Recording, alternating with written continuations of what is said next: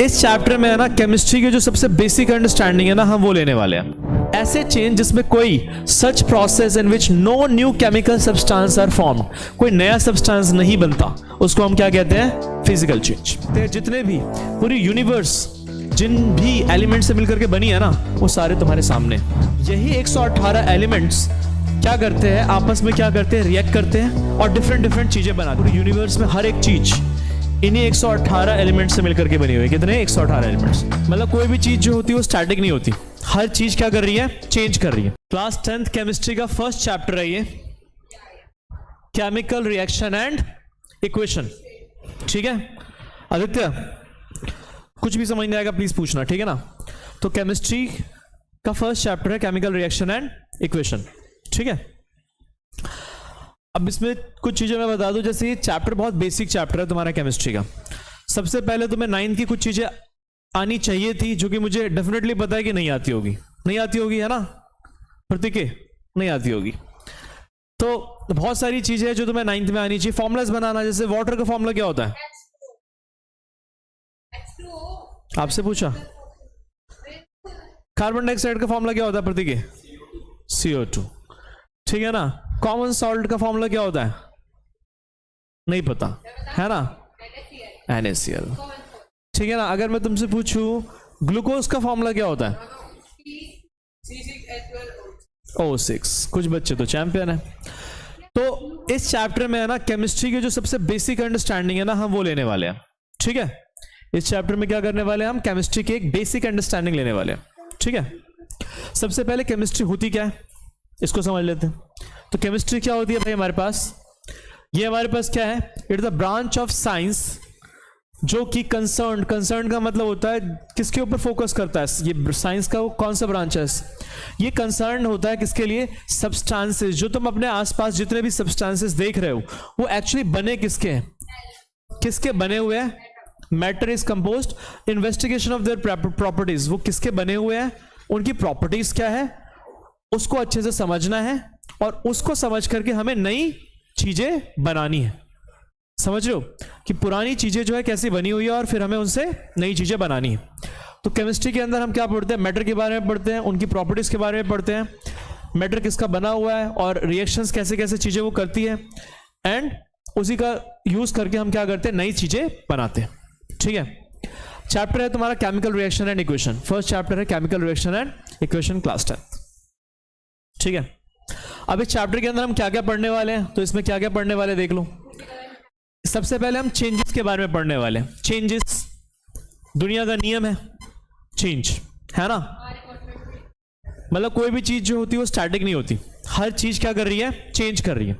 तो based on science अगर हम देखें आदित्य, तो बेस्ड ऑन साइंस हम देखें तो हमारे पास दो तरह के चेंजेस होते हैं, फिजिकल एंड केमिकल चेंज। इसको समझना अच्छे से कि क्या होता है physical and chemical change. Chemical reactions क्या होते हैं हमारे पास? एक केमिकल रिएक्शंस की कैरेक्टरिस्टिक्स क्या होती है, उसके अलावा एक केमिकल इक्वेशन क्या होती है, राइटिंग अ केमिकल इक्वेशन, एक केमिकल इक्वेशन को लिखते कैसे हैं, और बैलेंसिंग अ केमिकल इक्वेशन, हम किसी भी केमिकल इक्वेशन को बैलेंस कैसे करते हैं, बैलेंसिंग अ केमिकल इक्वेशन, ये हम पढ़ने वाले हैं इसमें। उसके बाद अगर हम बात करें टाइप्स ऑफ केमिकल रिएक्शन, कौन कौन से टाइप्स के केमिकल रिएक्शंस होते हैं, कौन कौन से होते हैं? Combination reaction, decomposition reaction, displacement, नाम याद करो, double displacement, exothermic and endothermic reaction, precipitation reaction, neutralisation reaction और oxidation and reduction reaction. Oxidation reduction reaction का एक और नाम भी है जिसको बोलते हैं redox reaction. And last topic आएगा हमारा कोरोजन एंड रेंसिडिटी।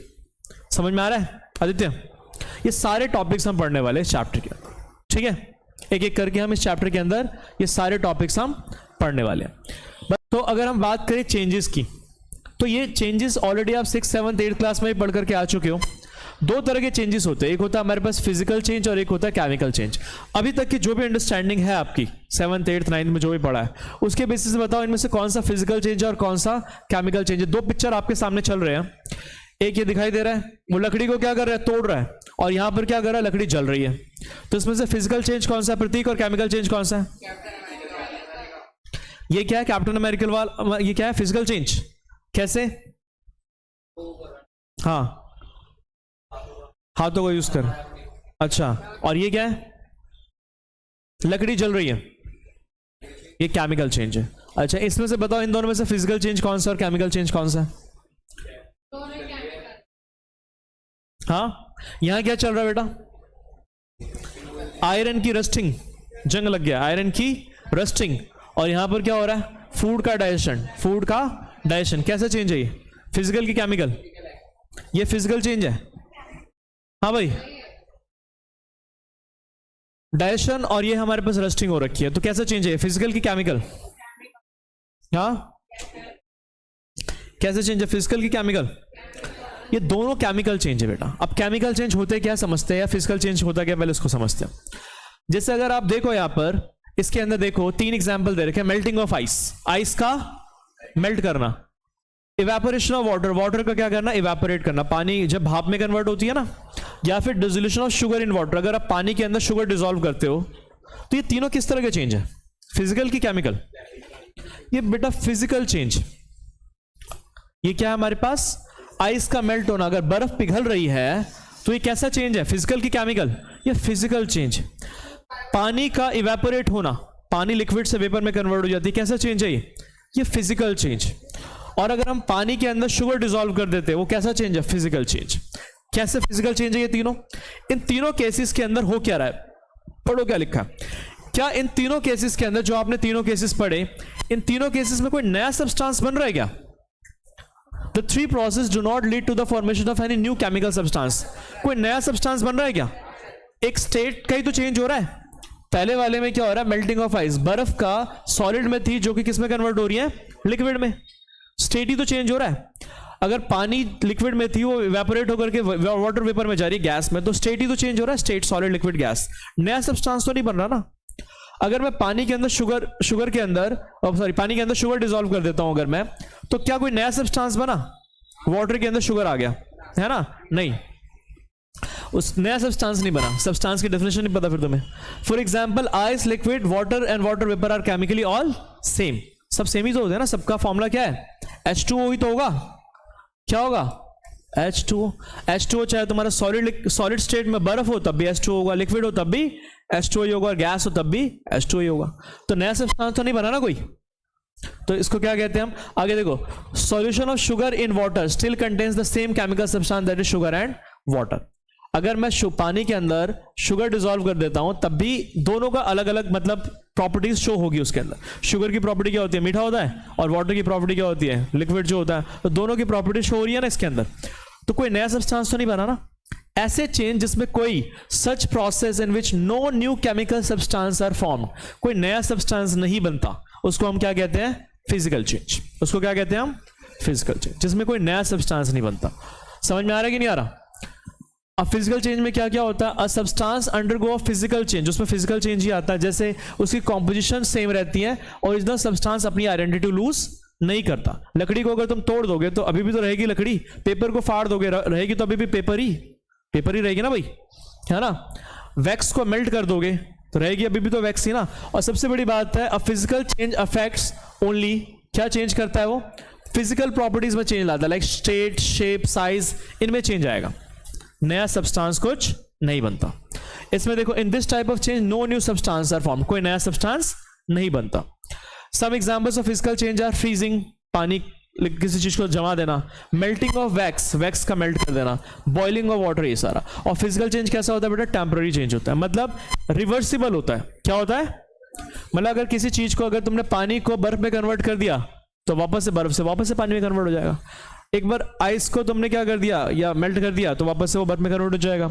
अगर आपने क्या करा, वैक्स को मेल्ट कर दिया, तो वापस से उसको जमाने के बाद वापस से वो वैक्स बन सकता है, बन जाएगा ना। मोमबत्ती जो होती है जलने के बाद वापस से क्या हो जाता है? मेल्ट हो जाती है, फिर वापस से वो क्या हो जाती है? जम जाती है, वापस से क्या बन जाता है? वैक्स बन जाता है। समझ में आया कि नहीं आया? तो इसमें कोई नया सब्सटेंस नहीं बनता। क्लियर है? अब कुछ और एग्जांपल्स देखते हैं फिर से, वो लिखे वहां पर। आपने कभी सेब काटा होगा, सेब काटा है ना, कुछ टाइम बाद आप देखते हो कि सेब जो है आपका वो कैसा हो जाता है? सेब फ्रेश ऐसा दिखता है एकदम व्हाइट व्हाइट, कुछ टाइम बाद ऐसा हो जाता है, रेड रेड हो जाता है, रेडिश ब्राउन हो जाता है। देखा है ना? हो जाता है कि नहीं हो जाता? हाँ, रेडिश ब्राउन हो जाता है। तो ये फिजिकल चेंज है, केमिकल चेंज है बेटा।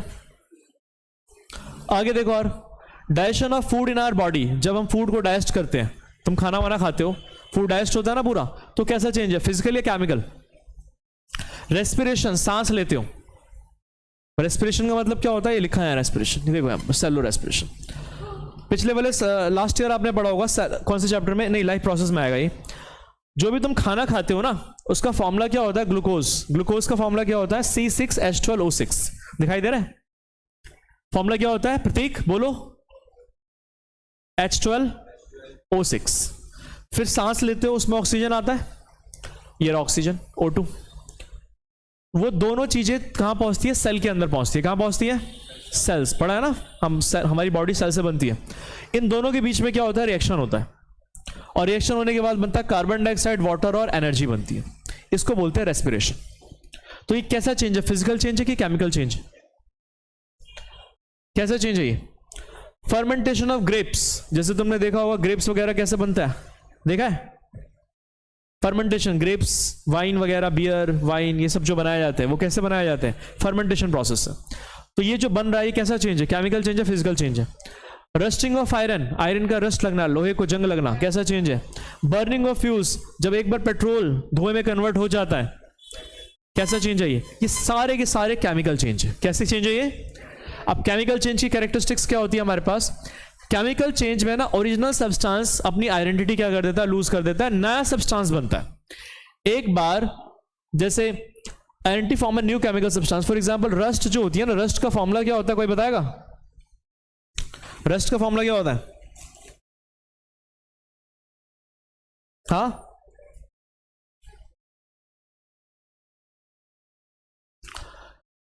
जैसे अगर हम बात करें, यहां पर देखो मैं लिख रहा हूं, जैसे फॉर एग्जांपल आयरन, आयरन ये रहा, वो किसके साथ रिएक्ट करता है, वो रिएक्ट करता है किसके साथ, ऑक्सीजन के साथ और H2O। H2O के मान लेते हैं X मॉलिक्यूल के साथ क्या करता है, वो रिएक्ट करता है और क्या बनाता है, एक नया सब्सटेंस बनाता है जिसको कहते हैं रस्ट, जिसका फॉर्मूला होता है Fe2O3.XH2O। ये रस्ट का फॉर्मूला है। तो रस्ट जो होता है ना, रस्ट वो केमिकली डिफरेंट सब्सटेंस होता है किससे, आयरन से। आयरन का ये रहा सिंबल Fe, और यहां पर क्या है Fe2O3.XH2O, किसका फॉर्मूला है, रस्ट का।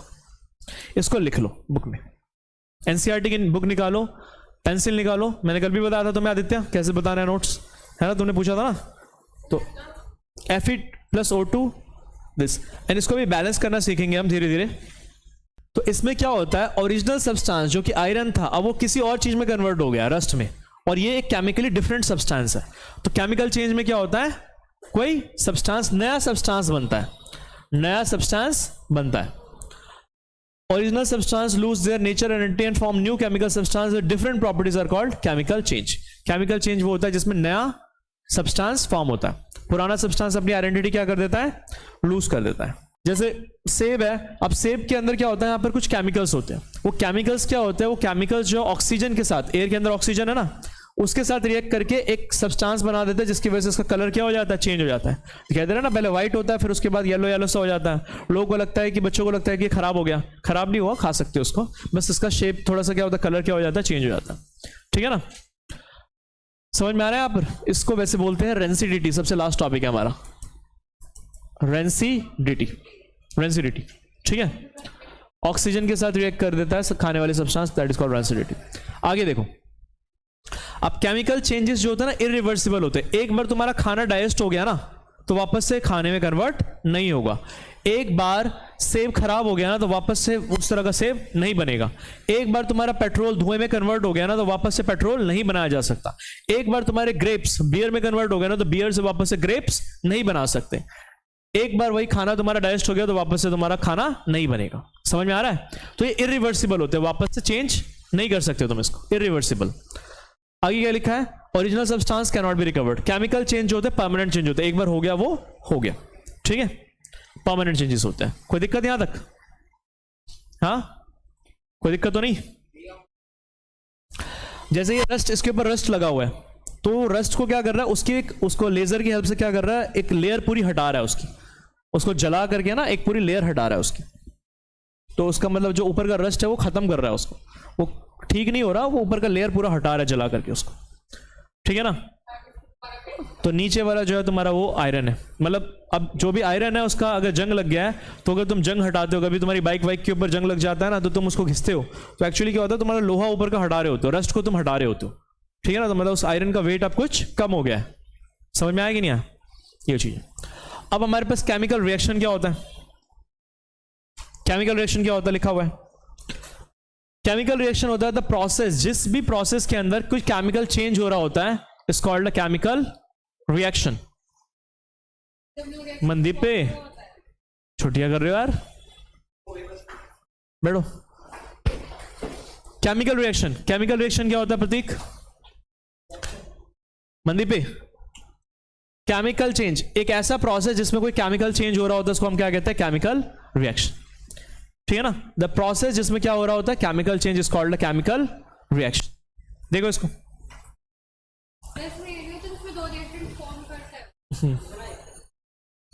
The process involving a chemical change is called a chemical reaction. जैसे for example hydrogen plus oxygen आपस में रिएक्ट करके क्या बना देते हैं बेटा, H2 वाटर।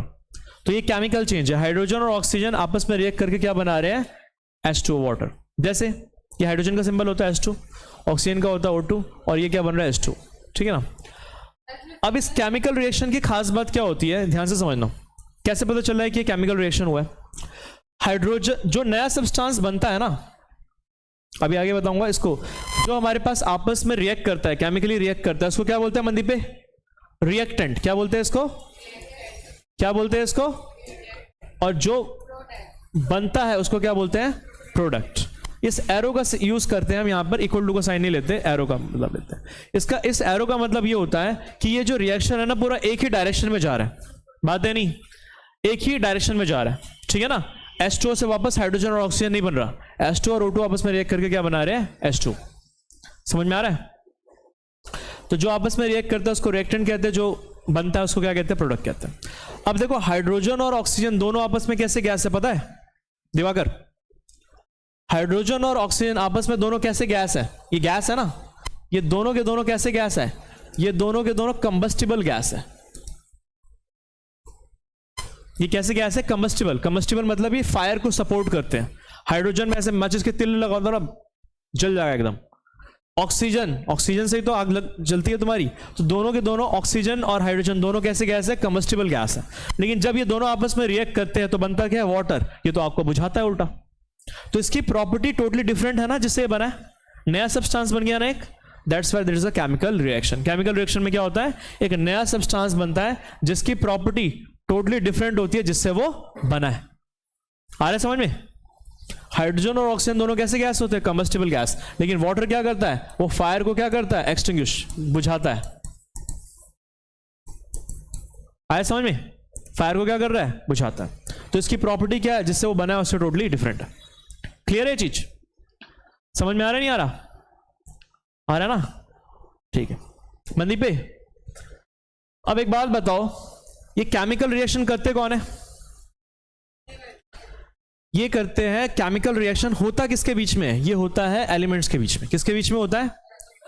अब अगर हम बात करें, ये इसको कहते हैं, जितने भी पूरी यूनिवर्स जिन भी एलिमेंट से मिलकर के बनी है ना, वो सारे तुम्हारे सामने। कुल मिलाकर कितने हैं ये?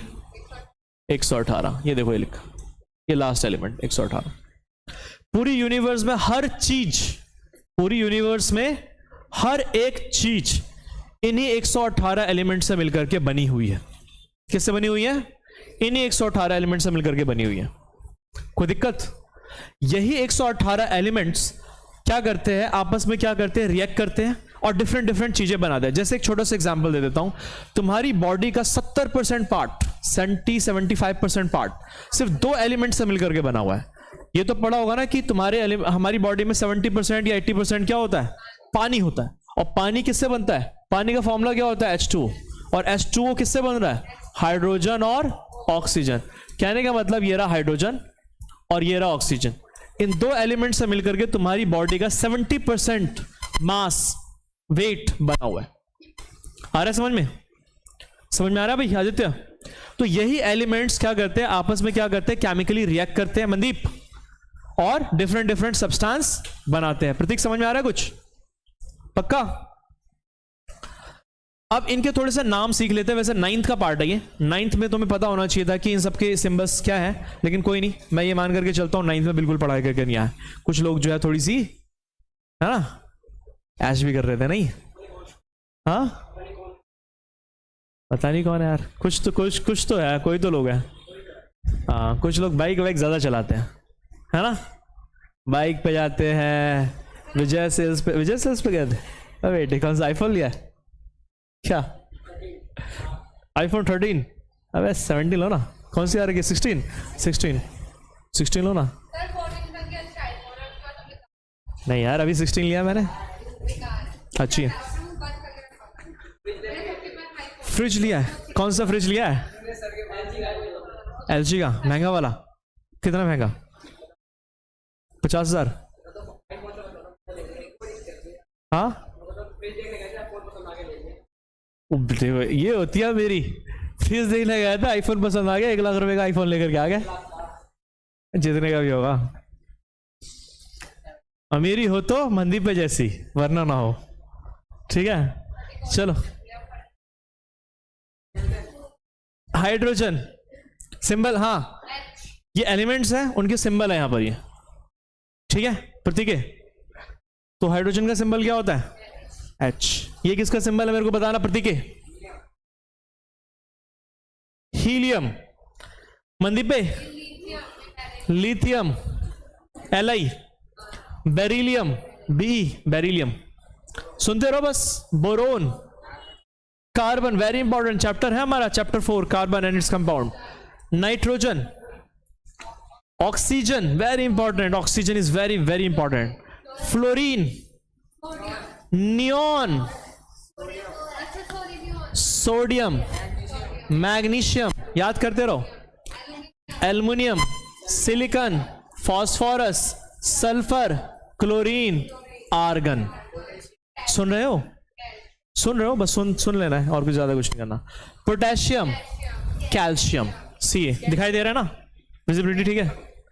उसके बाद आएगा तुम्हारे पास, हाँ, स्कैंडियम, उसकी जरूरत। आयरन, कोबाल्ट, निकल, copper, zinc, silver, gold, mercury, manganese,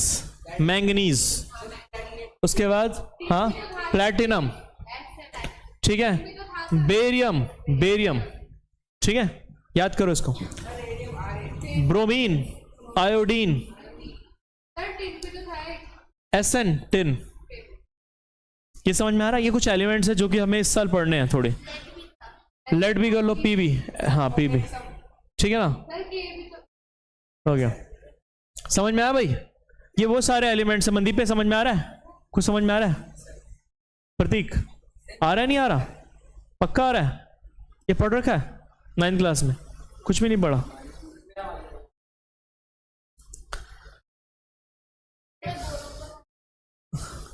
boron भी, ठीक है। तो ये कुछ एलिमेंट्स है जिसके बारे में हमें जानना है। यहां तक क्लियर है? हटाओ इसको। हाँ बेटा, क्रोमियम नहीं, ठीक है, उसकी जरूरत नहीं पड़ेगी, ठीक है यहां तक। तो ये पूरी दुनिया में, पूरी यूनिवर्स की बात कर रहा हूं, पृथ्वी की भी बात नहीं कर रहा, पूरी यूनिवर्स में हर एक चीज इन्हीं 118 एलिमेंट्स से मिलकर के बनी हुई है। कितने? 118 एलिमेंट्स। यही 118 एलिमेंट्स डिफरेंट फॉर्म में क्या करते हैं? कंबाइन होते हैं और अलग अलग, ये नेचुरली है बेटा, भगवान ने बनाया, हम बस ढूंढते हैं उनको, ठीक है।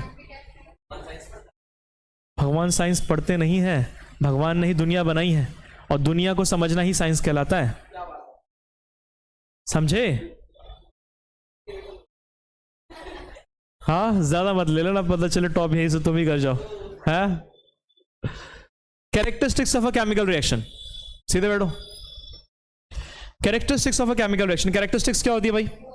एक ऐसी कैरेक्टरिस्टिक्स क्या होती है, जब भी कोई केमिकल रिएक्शन होता है तो कुछ चेंज होते हैं, ऐसे चेंजेस जो हम देख करके बता सके कि केमिकल रिएक्शन हुआ है, उसको हम क्या कहते हैं? Characteristics of a chemical reaction. जैसे एग्जांपल, जैसे इधर देखो, दो लिक्विड्स को मिक्स किया, यहां पर क्या बन रहा है? प्रेसिपिटेट बन रहा है। क्या बन रहा है? प्रेसिपिटेट। जैसे दो लिक्विड आपस में मिक्स किया, नीचे क्या बन रहा है, प्रेसिपिटेट। ये दो चीजों को मिक्स किया, यहां पर क्या बन रहा है, प्रेसिपिटेट। तो इससे पता चल रहा है कि कुछ ना कुछ केमिकल रिएक्शन हुआ। प्रेसिपिटेट क्या होता है, देखो इसके अंदर देखो कुछ बन रहा है और ये मिक्स नहीं हो रहा है इसके अंदर, नीचे सेटल डाउन हो जाएगा। जब पानी के अंदर मिट्टी घोलते हो तो क्या होता है, डिजॉल्व थोड़ी होता है, कुछ टाइम बाद नीचे सेटल डाउन हो जाता है ना, उसी को कहते हैं प्रेसिपिटेट। क्या बोलते हैं, प्रेसिपिटेट, लिखा हुआ होगा। सॉलिड सब्सटेंस, प्रेसिपिटेट क्या होता है हमारे पास, सॉलिड सब्सटेंस। इसका एग्जाम्पल देखो फॉर्मेशन ऑफ प्रेसिपिटेट का, प्रेसिपिटेट जैसे इधर देखो, जैसे एग्जाम्पल देखो Na2SO4, नाम क्या होता है इसका, मनदीप पे क्या कर रहे हो, और मनदीप पे क्या बता रहे हो, हमें भी बता दो यार, हैं। Na2SO4 प्लस BaCl2, नाम क्या है इसका मनदीप, नाम क्या है इसका, प्रतीक नाम क्या है इसका, सोडियम सल्फेट। याद करो, अभी धीरे धीरे सब पता चलेगा, अभी आऊंगा उस पर। प्लस बेरियम क्लोराइड, क्या बनता है, BaSO4 प्लस साथ में NaCl। तो इसमें प्रेसिपिटेट किसका बनता है, BaSO4 का प्रेसिपिटेट बनता है। प्रेसिपिटेट को दिखाते कैसे, नीचे वाले एरो से। किससे दिखाते हैं, नीचे वाले एरो से। और इसका, हाँ इसका कौन से कलर का बनता है, तो व्हाइट कलर का PPT बनता है, व्हाइट कलर का प्रेसिपिटेट बनता है। क्या बनता है, ये जो प्रेसिपिटेट दिखाई दे रहा है ना, उसका कलर क्या होता है, व्हाइट। जब इन दोनों लिक्विड्स को मिक्स करोगे ना, तो क्या बनेगा, बेरियम सल्फेट का प्रेसिपिटेट बनेगा और साथ में सोडियम क्लोराइड NaCl। समझ में आ रहा है, बाद में करेंगे इसको, डबल डिस्प्लेसमेंट रिएक्शन भी कहते हैं, ठीक है, ठीक है। एक और देख लो,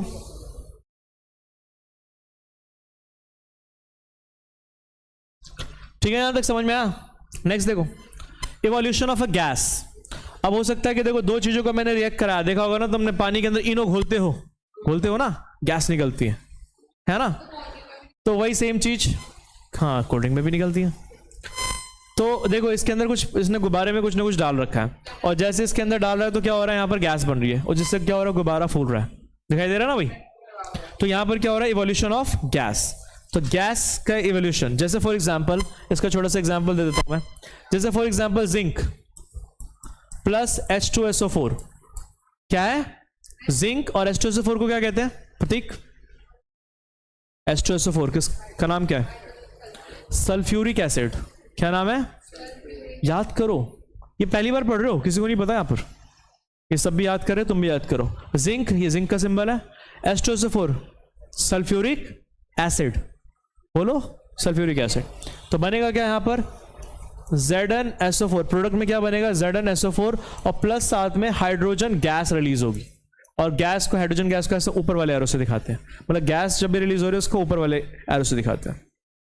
कुछ समझ में आ रहा है, हाँ। तो इसमें क्या हो रहा है, जब दो चीजें बन रही है तो हाइड्रोजन गैस यहां पर रिलीज हो रही है। समझ में आ रहा है भाई। तो इससे भी हमें पता चलेगा कि कोई ना कोई केमिकल रिएक्शन हुई है। समझ में आ रहा है। कैरेक्टरिस्टिक्स पढ़ रहे हैं हम केमिकल रिएक्शन की। कैरेक्टरिस्टिक का मतलब जो देख करके हमें पता चल जाएगी कुछ ना कुछ केमिकल रिएक्शन हुआ है। आगे देखो, change in colour. Change in colour, iron ऐसा दिखता है ग्रे कलर का, जंग लगने के बाद ब्राउन कलर का हो जाता है। तो कलर में चेंज हो गया ना, तो इससे पता चल जाएगा ना कोई ना कोई केमिकल रिएक्शन हुआ है। जैसे अभी थोड़ी देर पहले बताया, Fe आयरन किसके साथ रिएक्ट करता है, O2 प्लस XH2O, H2O के X मॉलिक्यूल के साथ रिएक्ट करता है और क्या बनाता है, Fe2O3 डॉट XH2।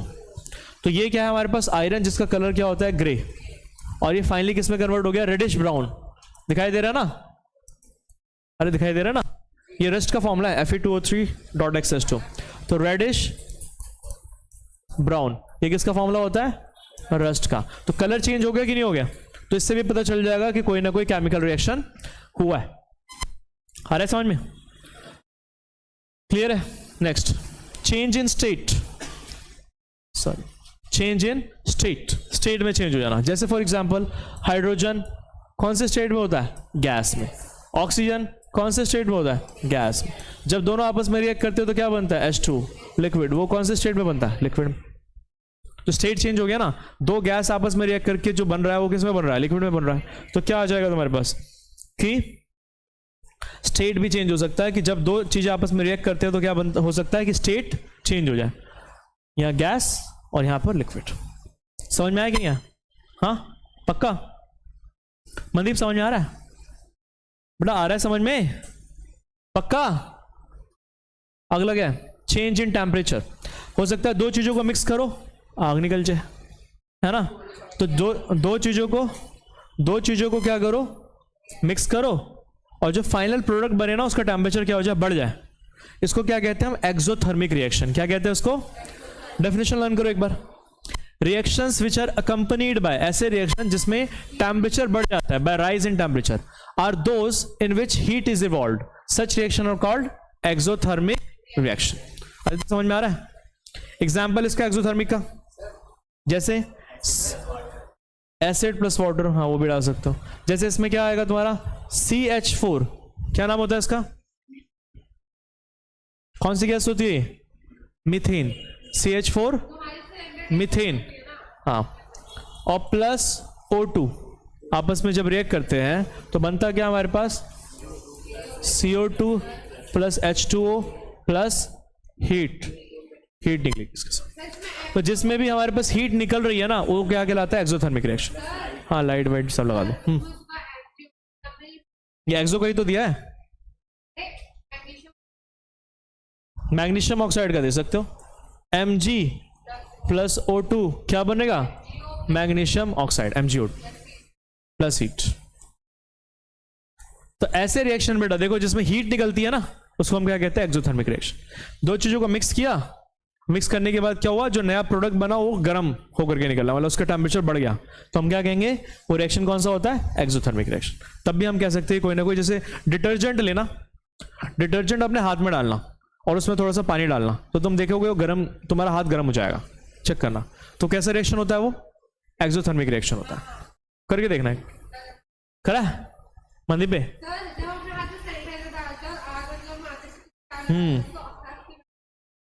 उसमें अल्कोहल होता है ना, वो कंबस्टिबल होता है, वो जल जाता है। अच्छा, खतरों के खिलाड़ी हो। जैसे देखो दो चीजों को यहाँ पे, ये एसिड है, एसिड के अंदर पानी डाल रहे हैं, एसिड के अंदर क्या डाल रहे हैं? पानी डाल रहे हैं। तो देखो कितनी ज्यादा हीट प्रोड्यूस हो रही है। एसिड है उसके अंदर क्या डाल रहे हैं? पानी डाल रहे हैं, तो हीट कितनी ज्यादा प्रोड्यूस हो रही है। तो ये लाइन बोली जाती है कि कभी भी एसिड के अंदर पानी मत डालो, एसिड के अंदर डायरेक्टली पानी मत डालो, बिकॉज एसिड के अंदर अगर आप पानी डालोगे ना तो वो हाईली एक्सोथर्मिक रिएक्शन होती है। कैसी रिएक्शन होती है? Highly exothermic. तो क्या बोलते हैं कि एक काम करो, बीकर के अंदर पानी लो और उसमें थोड़ा थोड़ा ड्रॉप बाय ड्रॉप एसिड डालो, उल्टा करो। समझ में आ रहा प्रतीक? कि तुमने क्या करा, एसिड ले लिया बीकर के अंदर और उसमें पानी डाल रहे हो, तो एसिड के अंदर अगर पानी डालोगे ना तो बहुत ज्यादा एक्सोथर्मिक रिएक्शन होता है, बहुत ज्यादा हीट निकलेगी। हाँ वाटर में एसिड डालो, वाटर लो और ड्रॉप बाय ड्रॉप एसिड डालो, तो उस निकलेगी हीट, लेकिन उतनी ज्यादा नहीं निकलेगी। लेकिन इस केस में तो बहुत ज्यादा निकलेगी, इतनी की हो सकता है पूरा ग्लास टूट जाए। ऐसे तो बम बनाए जाते हैं, सीखना है क्या? ऐसे ही कुछ है, मकसद मत भूलना यार अपना। हाँ कोई नहीं। आगे क्या कह रहा है देखो, जैसे दो चीजों को रिएक्ट किया, देखो इसमें टेम्परेचर, देखो टेम्परेचर लिखा हुआ है, कितना है? 18, कितना है? 19 था क्या? 19 है। देखो इसमें इसने मिक्स किया, देखो टेम्परेचर 18 हो गया, चेक करो टेम्परेचर घट गया। दो चीजों, तो ऐसा भी होता है कई बार दो चीजों को मिक्स करते हो ना, या दो चीजें आपस में रिएक्ट करती है ना, तो टेम्परेचर घट जाता है, तो उसको क्या बोलते हैं? Endothermic reaction. क्या बोलते हैं? Endothermic reaction. जैसे एग्जांपल जिसमें हीट देनी पड़ती है, हाँ जिसमें हीट एब्जॉर्ब हो रही होती है। जैसे एग्जांपल इसका क्या भाई? इसका एग्जांपल क्या भाई? कौन देगा एग्जांपल?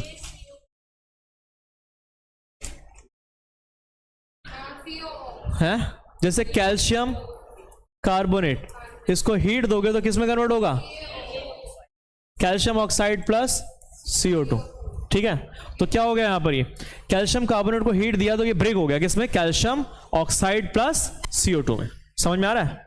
तो ऐसी रिएक्शन जिसमें हीट देनी पड़ती है, ये हीट का सिंबल होता है ट्रायंगल। ट्रायंगल बनाया ना मैंने, ये ट्रायंगल किसका सिंबल होता है? हीट का सिंबल होता है, कि आपने हीट दिया है, और उसको लिखते कहां है? एरो के ऊपर लिखते हैं।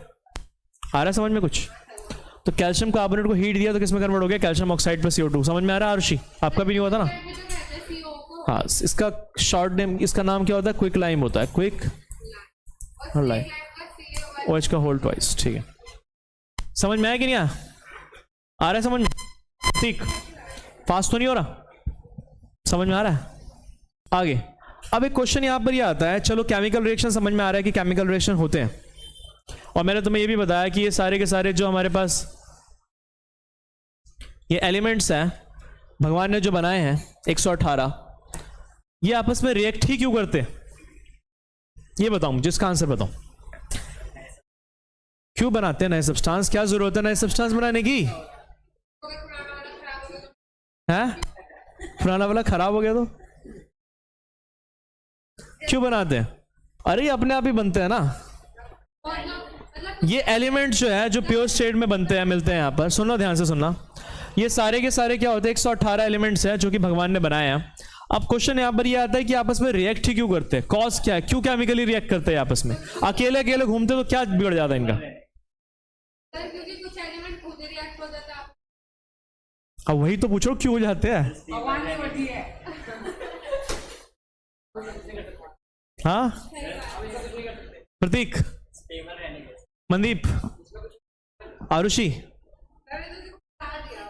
हाँ जैसे हमारी मिट्टी होती है, कहीं घूम लो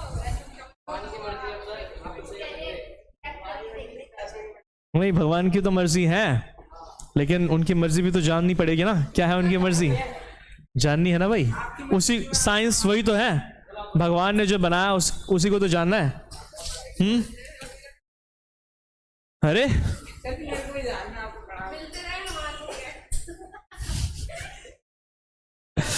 खैर मिलते रहे, हमारे को क्या है? हाँ कुछ सिलेबस बढ़ाना है। सारी चीजें जो है आपस में अपने आप ही रिएक्ट नहीं करती, यही तो समझना केमिस्ट्री का। कुछ चीजें हम अपने आपस में हम खुद भी रिएक्ट करवाते हैं, है ना? मैं कह रहा ना कि शादी के लिए कोई लोग जोड़ियां अपने आप ही मिल जाती है भगवान की दुआ से, और कुछ शादी.com से मिलानी पड़ती है? तो वाली चीज है ना। कहने का मतलब तुम्हारी मम्मी पापा की कैसे हुई थी? भगवान ने मिलाई थी ना, रब ने बनाई जोड़ी। इधर देखो, और कुछ लोगों की बनानी पड़ती है, तुम्हारी बनानी पड़ेगी, मिलेगी नहीं जल्दी। हाँ कुछ की बन जाती है, वही तो बोला मैंने। तो वही यहाँ ये क्यों ढूंढ रहे हैं? तो आंसर क्या है इसका? स्टेबिलिटी। आंसर क्या है इसका? स्टेबिलिटी। जब तुम छोड़ो यार, जब ये एलिमेंट्स अकेले अकेले घूमते हैं ना मंदीप पे, सुन रहे हो पक्का? तो ये क्या होते हैं? इतने स्टेबल नहीं होते। लेकिन जब ये दो आपस में रिएक्ट करते हैं ना, दो एलिमेंट्स आपस में पास पास आते हैं। जैसे देखो इधर देखो, सपोज हमारे पास ये दो एलिमेंट्स हैं, ठीक है ना? ये एक एलिमेंट है, ये एक एलिमेंट है। जैसे फॉर एग्जांपल एक है हमारे पास हाइड्रोजन, हाइड्रोजन का एटम है, और दूसरा हमारे पास ये दूसरा भी हाइड्रोजन का एटम है। आदित्य समझ में आ रहा है? अब ये अकेले अकेले क्यों नहीं घूमते? ये दोनों आपस में रिएक्ट करके H2 में क्यों कन्वर्ट होते हैं? H2 में क्यों रिएक्ट करते हैं? ये हाइड्रोजन, ये हाइड्रोजन का एक एटम है, और ये भी तुम्हारे पास क्या है? हाइड्रोजन का एक एटम है। ये अकेले अकेले क्यों नहीं घूमते? क्योंकि जब ये अकेले अकेले रहेंगे ना, तो इनकी स्टेबिलिटी इतनी ज्यादा नहीं होती, अनस्टेबल रहता है ये। और जब ये आपस में रिएक्ट करते हैं ना, सुनो तो सही, तो क्या बनता है? H2 बनता है, H2 मॉलिक्यूल बनता है तुम्हारे पास। तो क्वेश्चन यहां पर यह है कि आपस में रिएक्ट क्यों करते हैं, अकेले अकेले क्यों नहीं घूमते? तो एक बात ध्यान रखना, जो चीज अनस्टेबल होती है ना, उसकी पोटेंशियल एनर्जी क्या होती है? ज्यादा होती है, उसको जिंदा रहने में ज्यादा एनर्जी लगेगी। जब तुम स्टेबल हो जाओगे, पैसे वैसे कमाओगे खूब।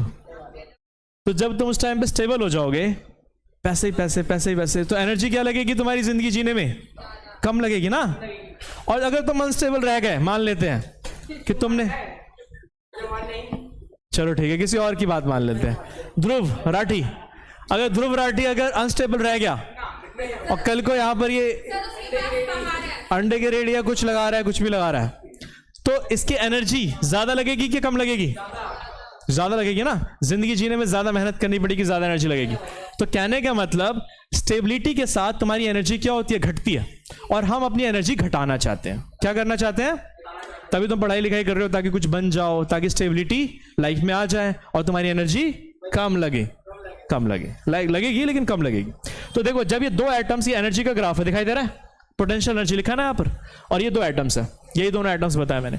जब ये दूर दूर होते हैं ना, इन दोनों के बीच में गैप दिखाई दे रहा है कितना है, ये इतना जो लाइन मैंने खींची मैंने। तो जब ये दूर दूर होते हैं ना, तो इनकी एनर्जी क्या होती है, ब्लैक वाली लाइन, ये एनर्जी दिखाई दे रही है जीरो पे, है ना। जब ये पास पास आते हैं, देखो ये और पास आया, तो इनकी एनर्जी क्या हो गई, घट गई, घटी ना, नीचे की तरफ आई है ना, यहां से जाओगे नीचे की तरफ तो एनर्जी घट रही है। जब ये और पास आ रहे हैं तो देखो इनकी एनर्जी क्या हो गई, सबसे मिनिमम हो गई, घट रही है बेटा, जीरो से नीचे जाओगे तो घटेगी, -1 -2 -3, समझ रहे हो, और ऊपर जाते हो तो +1 +2 +3। तो ये जीरो पे है। जब यहां पर देखो, जब यहां पर है ये दोनों दूर दूर है तो इनकी एनर्जी ज्यादा है, जब ये पास में आएंगे तो इनकी एनर्जी क्या हो रही है, घटी, अबे नीचे की तरफ आ रहे हैं ना, अभी और पास में आया तो इनकी एनर्जी और घटी, और यहां पर जाकर के इनकी एनर्जी क्या है, मिनिमम। और कोई भी एटम अपने आप को क्या करना चाहता है, मिनिमम एनर्जी के स्टेट में रखना चाहता है, किस में रखना चाहता है, और इन्हीं के बीच में हो गई बॉन्डिंग, और ये आपस में ऐसे ही मिलजुल करके हमेशा लाइफ में ऐसे ही रहेंगे। इनके बीच में क्या हो गया, इनके बीच में बॉन्डिंग हो गई, और ये क्या बन गए, H2 मॉलिक्यूल, H2 मॉलिक्यूल, ये दोनों साथ साथ रहेंगे, ये एक हाइड्रोजन का एटम और ये हाइड्रोजन का एटम, दोनों साथ साथ रहेंगे। क्यों, बिकॉज यहां पर एनर्जी क्या हो रही है, कम लग रही है, एनर्जी क्या लग रही है, कम लग रही है। समझ में आ रहा प्रतीक, ये चीज समझ में आई भाई। हाँ देखो जब ये पास आ रहे हैं, इनकी एनर्जी घट रही है, और पास, यहां पर इनकी एनर्जी मिनिमम। ये अगर और ज्यादा पास आते हैं ना, कहते हैं ज्यादा नजदीकी भी अच्छी नहीं होती, तो जब ये और ज्यादा पास आ रहे फिर इनकी एनर्जी बढ़ रही है कि नहीं। तो कहने का मतलब यहां पर एक पर्टिकुलर डिस्टेंस पे इनकी एनर्जी क्या रहती है, मिनिमम, और इनके बीच में क्या हो जाती है, बॉन्डिंग हो जाती है, क्या हो जाती है, केमिकल बॉन्डिंग हो जाती है, और ये आपस में क्या कर लेते हैं, केमिकल बॉन्डिंग, या किसी को कहते हैं कि वो फिर ये रिएक्ट कर लेता है। ठीक है, ये समझ में आया नहीं आया, हाँ, कि जब दो एटम्स पास दूर दूर होते हैं तो इनकी एनर्जी ज्यादा होती है, जब ये पास आ रहे हैं तो इनकी एनर्जी घट रही है, इस पॉइंट पे जाकर के इनकी एनर्जी मिनिमम, फिर ये और पास आएंगे तो फिर एनर्जी बढ़ रही है, तो यहीं पर आकर के, इतने डिस्टेंस पर आकर के क्या कर लेते हैं, आपस में बॉन्ड बना लेते हैं और आपस में रिएक्ट कर लेते हैं। समझ में आ रहा है। तो ये था तुम्हारा कॉज ऑफ केमिकल रिएक्शन, कि कोई भी केमिकल रिएक्शन होता क्यों है। तो आंसर क्या है, अपनी एनर्जी को मिनिमाइज करने के लिए, अपनी एनर्जी को मिनिमाइज करने के लिए, या खुद को स्टेबल करने के लिए। समझ में आ रहा है कि नहीं आ रहा। अब ये बताया मैंने रिएक्टेंट्स क्या होते हैं, प्रोडक्ट क्या होते हैं, तो ऑलरेडी बता चुका हूं रिएक्टेंट्स क्या होते हैं। डेफिनेशन देख लो एक बार, मैं लिख देता हूं। जैसे H2 प्लस का O2 क्या बना रहा है हमारे पास, H2। तो जो आपस में रिएक्ट करते हैं, मनदीप भाई, जो आपस में रिएक्ट करते हैं उसको क्या कहते हैं, रिएक्टेंट, और जो बनता है उसको क्या कहते हैं, प्रोडक्ट। डेफिनेशन पढ़ना एक बार। The chemical substance taken originally, जो आपस में ओरिजिनली रिएक्ट करते हैं, विच में react together are called reactant. आगे क्या लिखा है, और जो न्यू केमिकल सब्सटेंस बनता है फॉर्म्ड आर कॉल्ड प्रोडक्ट। समझ में आ रहा है आरुषि। अच्छा, केमिकल रिएक्शन में होता क्या है, पुराने बॉन्ड ब्रेक होते हैं, पुराने बॉन्ड और नए बॉन्ड बनते हैं। यही तो दुनिया में भी चलता है, पुराने रिश्ते टूटते हैं, नए रिश्ते बनते रहते हैं, है कि नहीं। तो वही चीज यहां पर भी चलता है, रिएक्शन के अंदर भी वही चलता है। ठीक है, देखो क्या लिखा, chemical reaction involves breaking of chemical bonds पुराने present in the reactant molecules. हाँ भाई, सैड एग्जांपल है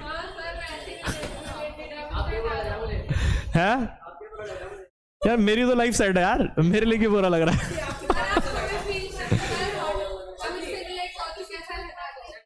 इधर देखो, हाँ ज्यादा रिलेट मत तो, इधर देखो।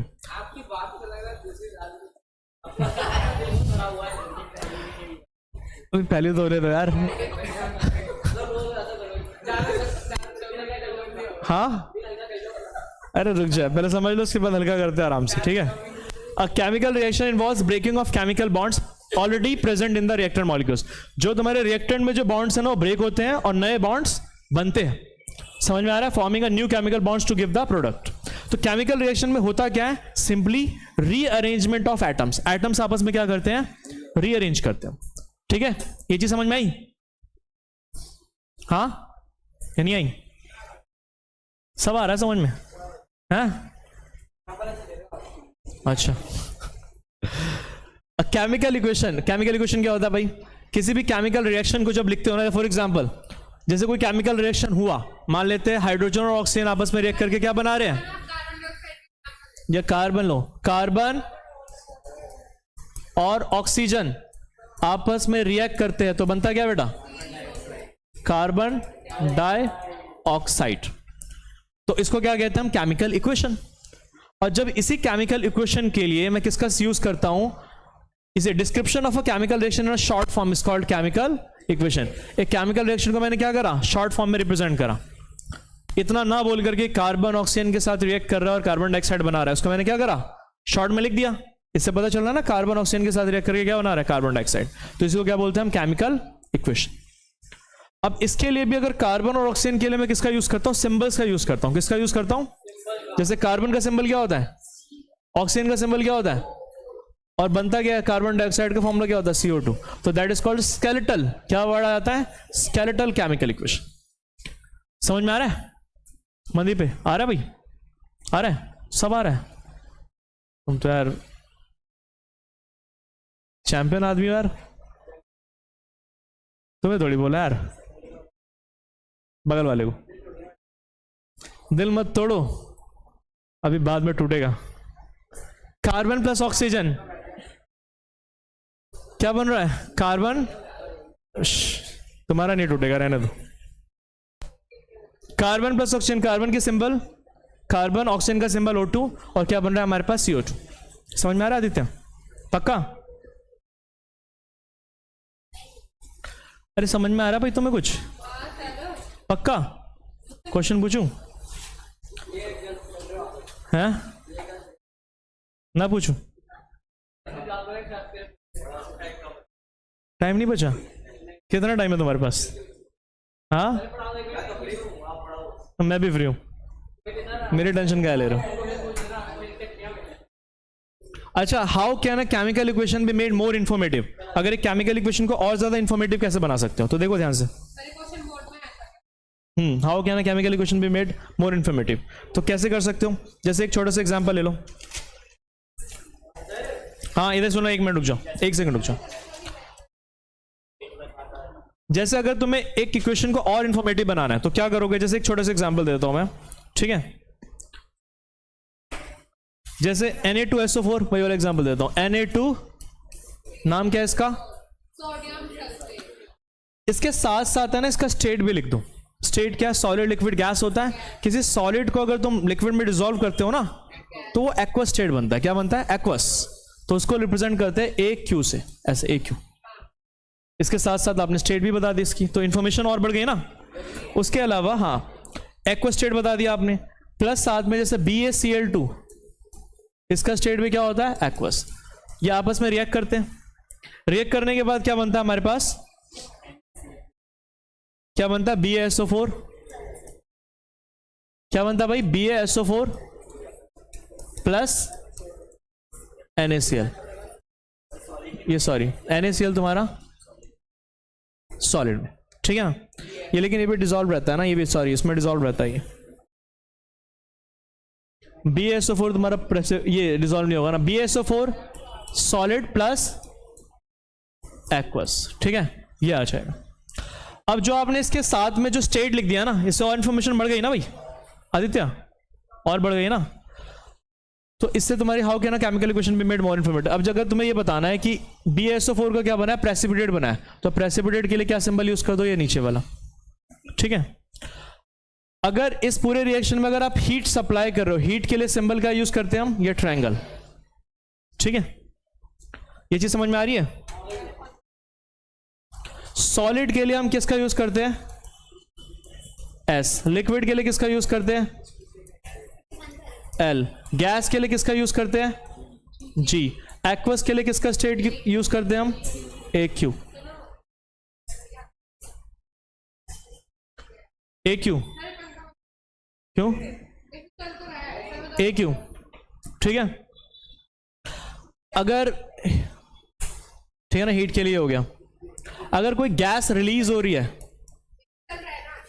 अगर गैस रिलीज हो रही है उसके लिए क्या करते हैं, ओए बस गैस रिलीज हो रही है तो उसके लिए क्या करते हैं हम, अप एरो का यूज करते हैं। और अगर हमारे पास कोई प्रेसिपिटेट बन रहा है, क्या बन रहा है, तो प्रेसिपिटेट बन रहा है, उसके लिए हम किसका यूज करते हैं, डाउन एरो का।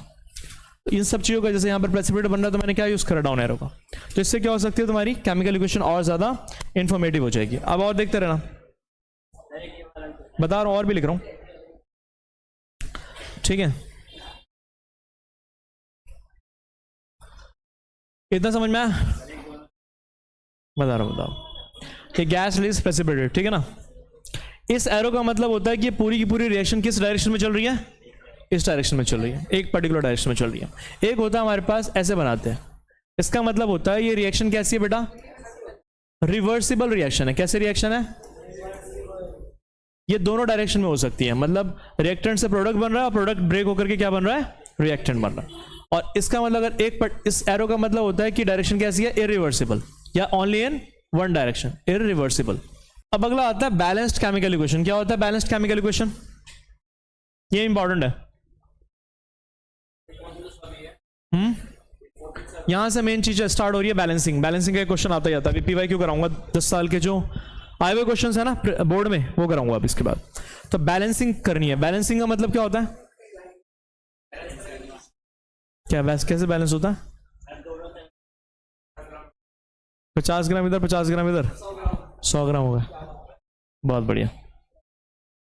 बैलेंसिंग का मतलब क्या होता है, केमिकल इक्वेशन जिसमें नंबर ऑफ एटम्स दोनों तरफ का, जैसे अगर मैं लिखता हूं H2 प्लस O2, क्या बन रहा है बेटा, H2। Number of atoms count करो, ये इंपॉर्टेंट है प्रतीक। इधर हाइड्रोजन कितने इधर, इधर कितने बेटा, इधर ऑक्सीजन कितने बेटा, इधर ऑक्सीजन कितने हैं, तो बैलेंस नहीं है ये क्या नहीं है, बैलेंस नहीं है। बैलेंस का मतलब होता है कि दोनों तरफ इस एरो से इधर, मतलब रिएक्टेंट साइड और product side, number of atoms क्या होने चाहिए, सेम होने चाहिए। तो एक इसको करने का तरीका क्या होता है हमारे पास, इसको क्या करना होता है, हम नंबर से, यहां पर नंबर से मल्टीप्लाई करते हैं किसी से, ठीक है। आदित्य आता है तुम्हें, हाँ, मतलब आगे किसी भी तरफ रिएक्टेंट प्रोडक्ट दोनों तरफ कर सकते हो, इसी को सीख लो अच्छे से। तो यहाँ हाइड्रोजन 2 है, यहाँ 2 है, ऑक्सीजन यहाँ 2 है, यहाँ 1 है। तो इसको 2 बनाने के लिए क्या करो, यहाँ पर 2 से मल्टीप्लाई कर दो। क्या कर दो, तो ऑक्सीजन कितना होगा, यहाँ पर ऑक्सीजन कितना हो गया, 2। लेकिन इसकी वजह से हाइड्रोजन कितने हो गए बेटा, 4 हो गए। तो 4 हो गए तो यहाँ 2 से अगेन मल्टीप्लाई कर दो, तो हाइड्रोजन 4 हो गए। अब बैलेंस हो गया, क्या हो गया, बैलेंस हो गया। यही तो है, यही तरीका है बैलेंस करने का, इसका कोई रूल नहीं है। हिट एंड ट्रायल करके देखो और बैलेंस करो उसको। बैलेंसिंग जरूरी क्यों होती है भाई, बिकॉज एक केमिकल रिएक्शन में मास नहीं क्रिएट किया जा सकता, नहीं डिस्ट्रॉय। मतलब रिएक्टेंट का मास और प्रोडक्ट का मास क्या होना चाहिए, सेम होना चाहिए। ये मास तभी तो इक्वल होगा जब नंबर ऑफ एटम्स दोनों तरफ क्या होंगे मनदीप, इक्वल होंगे। समझ में आ रहा ना मनदीप, तो इसीलिए mass of reactant must be equal to the total mass of product, ठीक है। नेक्स्ट, अब ये आ जाते हैं हम बैलेंस्ड केमिकल इक्वेशन के बाद। अब हम आ जाते हैं केमिकल फॉर्मूलाज बनाना आता है, नहीं आता। अच्छा, ये केमिकल फॉर्मूलाज बनाने के लिए तुम्हें चार्जेस लर्न होने चाहिए। 9th क्लास का है, 9th क्लास की फोटो है, याद है।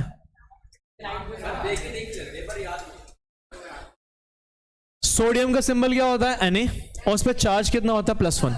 याद करो इसको। पोटेशियम का कितना होता है, K+, सिल्वर का Ag+, कॉपर का Cu+, मैग्नीशियम का Mg2+, कैल्शियम का Ca2+, जिंक का Zn2+, आयरन का क्या होता है, Fe2+, कॉपर का क्या होता है, Cu2+। याद करो इसको। एल्युमिनियम के ऊपर चार्ज कितना होता है, Al3+, आयरन थर्ड अगर लिखा है ब्रैकेट में तो Fe3+, हाइड्रोजन के ऊपर क्या होता है, H+, hydride H-, chloride Cl-, bromide Br-, iodide I-, oxide O2-, sulphide S2-, nitride N3-, ammonium NH4+, hydroxide OH-, nitrate के ऊपर NO3-, hydrogen carbonate HCO3-, carbonate CO3-2-, sulphide SO3-2-, sulphate SO4-2-, phosphate PO4-3-। इसको learn करो जल्दी अभी। चलो, balanced chemical equation. तो balanced chemical equation की definition क्या होती है ध्रुव? Number of atoms each chemical equation should be remain same। सही कह रहा लड़का ध्रुव, आप हो? नहीं, मैं तो नहीं। इसको आती नहीं।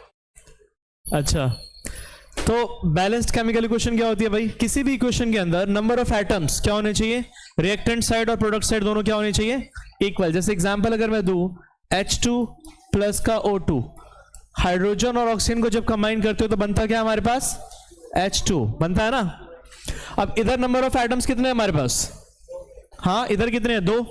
हाइड्रोजन के इधर कितने एटम्स है प्रतीक? 2। ऑक्सीजन के इधर कितने एटम्स है? 2। इधर कितना है? 1। इधर कितना है हमारे पास? 1।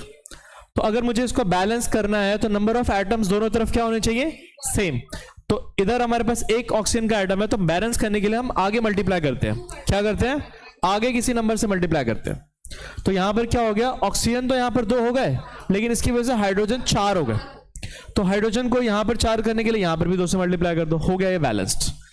क्या हो गया ये? बैलेंस्ड। ये बैलेंस्ड हो गया। समझ में आया? अब ये बैलेंसिंग से पहले तुम्हें केमिकल फॉर्मूलाज बनाने आने चाहिए। अगर मैं तुमसे बोलूं कि वाटर का फॉर्मूला क्या होता है तो बता दिया तुमने H2। एल्युमिनियम क्लोराइड का फॉर्मूला क्या होता है? कोई भी बता दो, खुला ऑफर। क्या होता है फॉर्मूला? किसी को नहीं आता, कहने का मतलब यहां पर किसी को भी नहीं आता है ना। चलो वेरी गुड। तो यहां पर सबसे पहले हम केमिकल फॉर्मूलाज बनाना सीखे, और केमिकल फॉर्मूलाज बनाना सीखने के लिए तुम्हें क्या लर्न होने चाहिए? इनकी चार्जेस या वैलेंसी लर्न होनी चाहिए, है ना। जैसे सोडियम के ऊपर चार्ज क्या होता है? Na+। पोटेशियम के ऊपर कितना होता है? K+। सिल्वर के ऊपर क्या होता है? Ag+। कॉपर के ऊपर क्या होता है? Cu+। मैग्नीशियम के ऊपर क्या होता है? Mg2+। कैल्शियम के ऊपर Ca2+। Zn2+। जिंक के ऊपर होता है Zn2+। आयरन ब्रैकेट में लिख रखा है सेकंड, मतलब इसके ऊपर चार्ज कितना है? Fe2+। इसको फेरस आयन भी कहते हैं। फेरस क्या बोलते हैं? फेरस। Fe के ऊपर 2+ चार्ज होता है तो उसको क्या बोलते हैं भाई? फेरस। कॉपर के ऊपर 2 चार्ज होता है तुम्हारे पास, इसको क्या कहते हैं हम? क्यूप्रिक। क्या बोलते हैं इसको?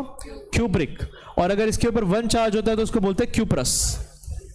क्या बोलते हैं? Cuprous ion. एल्युमिनियम के ऊपर चार्ज कितना? Al3+। और आयरन के ऊपर अगर 3 चार्ज होता है तो उसको बोलते हैं फेरिक आयन। क्या कहते हैं इसको? Ferric ion. फेरिक आ रहा है समझ में? अगर आयरन के ऊपर 2+ चार्ज होता है तो उसको कहते हैं फेरस आयन, और 3+ चार्ज होता है तो उसको कहते हैं फेरिक आयन।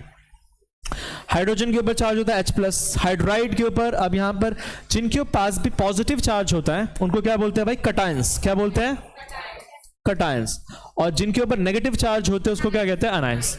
कोई भी कंपाउंड कटायंस और अनायंस के रिएक्शन से बनता है ना, उनके बीच में बॉन्डिंग से बनता है।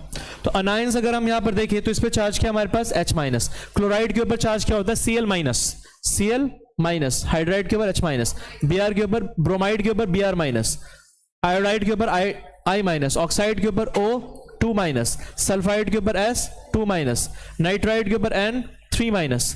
अमोनियम, अब अमोनियम कोई एटम्स नहीं है या कोई एलिमेंट नहीं है, ग्रुप ऑफ एटम है। क्या ये? Group of atom. क्या है इस पे चार्ज? NH4, और इसके ऊपर पूरे पे चार्ज क्या है? +1। हाइड्रोक्साइड के ऊपर चार्ज क्या होता है? OH, फिर उसके ऊपर चार्ज होता है -1। NO3-। नाइट्रेट के ऊपर चार्ज क्या होता है? NO3-1। हाइड्रोजन कार्बोनेट, इसके ऊपर चार्ज क्या होता है? HCO3-। कार्बोनेट के ऊपर चार्ज कितना होता है? CO3-2-। सल्फाइट ITE लिखा है लास्ट में, ITE, इसके ऊपर चार्ज कितना होता है? SO3-2-। और ये सल्फेट है, ATE लिखा हुआ है, इस पे चार्ज कितना होता है? SO4-2-। और ये है हमारे पास फॉस्फेट, इस पे चार्ज क्या होता है? PO4-3-। PO4-3-। समझ में आ रहा है? तो ये सारे चार्जेस आप लोगों को क्या होने चाहिए? लर्न होने चाहिए। क्योंकि कंपाउंड कैसे बनता है सीखा होगा थोड़ा सा। अगर हम देखें यहां पर इंपॉर्टेंट केमिकल फॉर्मूलाज सीखा होगा थोड़ा सा। अगर मैं यहां पर बताऊं, देखो जैसे फॉर एग्जांपल मुझे क्या बनाना है? Sodium chloride. क्या बनाना है? क्लोराइड। Sodium chloride. छोटा सा एग्जांपल देता हूं, सोडियम क्लोराइड। तो सोडियम पे चार्ज कितना होता है? Na। सिंपल सा बता रहा हूं, Na के ऊपर चार्ज क्या होता है? +1। और Cl के ऊपर, क्लोराइड के ऊपर चार्ज क्या होता है? -1। एक कंपाउंड आपका तब बनेगा जब इक्वल एंड अपोजिट चार्जेस होंगे। क्या होंगे? Equal and opposite charges. तो इन दोनों ये जब आपस में कंबाइंड होंगे तो क्या बन जाएगा? NaCl। और बच्चे वो सीखा होगा ना आपने ये वाला तरीका। सोडियम में तो यहाँ पर 9th क्लास में सीखा होगा सिंबल, फिर यहाँ लिखा होगा यहाँ पर Na, यहाँ पर क्लोरीन, यहाँ पर वैलेंसी या फिर चार्ज लिखा होगा, है ना, वैलेंसी या फिर चार्ज।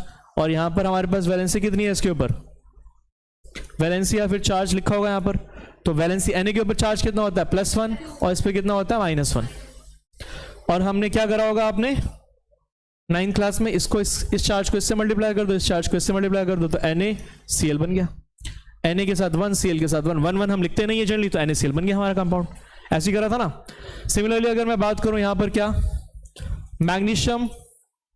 मैग्नीशियम क्लोराइड का, तो फॉर्मूला क्या होगा। तो इतना लंबा मेथड करने की जरूरत एक्चुअली नहीं है, ये जो इतना लंबा करने की जरूरत नहीं है, ठीक है ना। एक सिंपल सा तरीका बता रहा हूं। मैग्नीशियम क्लोराइड, तो Mg के ऊपर चार्ज याद करो कितना होता है 2+, और क्लोराइड के ऊपर कितना होता है Cl-। इसका जो चार्ज है वो इसके साथ मल्टीप्लाई कर दो, 1 हम लिखते नहीं है, 1 लिखते नहीं हम, और इसका जो चार्ज है वो इसके साथ नीचे मल्टीप्लाई कर दो, MgCl2, ये बन जाएगा हमारा कंपाउंड। समझ में आ रहा है सभी को। आयुष्मान आता है ना, तबीयत ठीक है। आदित्य की नहीं है, दोनों के साथ में तबीयत खराब हुई। कहाँ घूम रहे थे दोनों, बारिश में। हाँ, भाईचारा ऑन टॉप। कौन से टॉप, बुर्ज खलीफा। आगे देखो, अगर मैं बोलता हूं एल्युमिनियम सल्फेट का फॉर्मूला बनाना है, एल्युमिनियम सल्फेट कैसे बनेगा। एल के ऊपर चार्ज कितना होता है, याद होना चाहिए। एल के ऊपर चार्ज कितना होता है 3+, और सल्फेट पे कितना होता है, ये सल्फेट होता है SO4 -, इसका चार्ज इससे मल्टीप्लाई कर दो Al2, और इसका चार्ज SO4 से मल्टीप्लाई कर दो। अब SO4 एक एटम नहीं है, ग्रुप ऑफ एटम है, तो इसको ब्रैकेट में डालना पड़ेगा और इसके साथ 3 मल्टीप्लाई कर दो। कंपाउंड क्या बन जाएगा, Al2SO4 का होल थ्राइस। समझ में आया कि नहीं आया। चौथा देखो, अगर मैं बोलता हूं बेरियम सल्फेट, क्या बेरियम सल्फेट, तो बेरियम पे चार्ज कितना होता है बेटा Ba2+, और सल्फेट पे चार्ज कितना होता है SO4 2-। अब 2 है ना, तो ये कट जाएंगे, सेम चार्ज है तो कट जाएंगे, तो डायरेक्टली दोनों को चिपका करके लिख दो BaSO4, ये बन गया हमारे पास कंपाउंड, ठीक है। अब मैं फटाफट कुछ कंपाउंड्स के नाम लिख रहा हूं, केमिकल फॉर्मुलास के नाम लिख रहा हूं, फटाफट है ना। आप लोग इसके ऊपर इसका फॉर्मूला बना करके दिखाना मुझे, ठीक है, ठीक है ना। एक एक करके लिख रहा हूं मैं।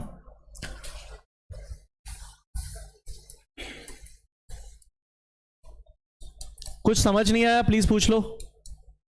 मैग्नीशियम ऑक्साइड, सेकंड, हाँ मैग्नीशियम हाइड्रोक्साइड, मैग्नीशियम हाइड्रोक्साइड। तीसरा जिंक कार्बोनेट, जिंक, जल्दी जल्दी आज बैलेंसिंग सिखाऊंगा बस। Zinc carbonate. चौथा फेरस ऑक्साइड, फेरस को हम लिख सकते हैं क्या, फेरस ऑक्साइड।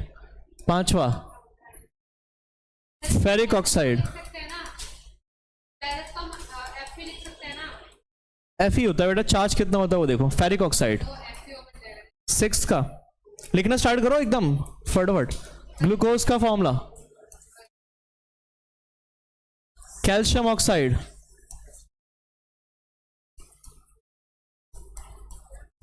कैल्शियम ऑक्साइड का फॉर्मूला लिखो।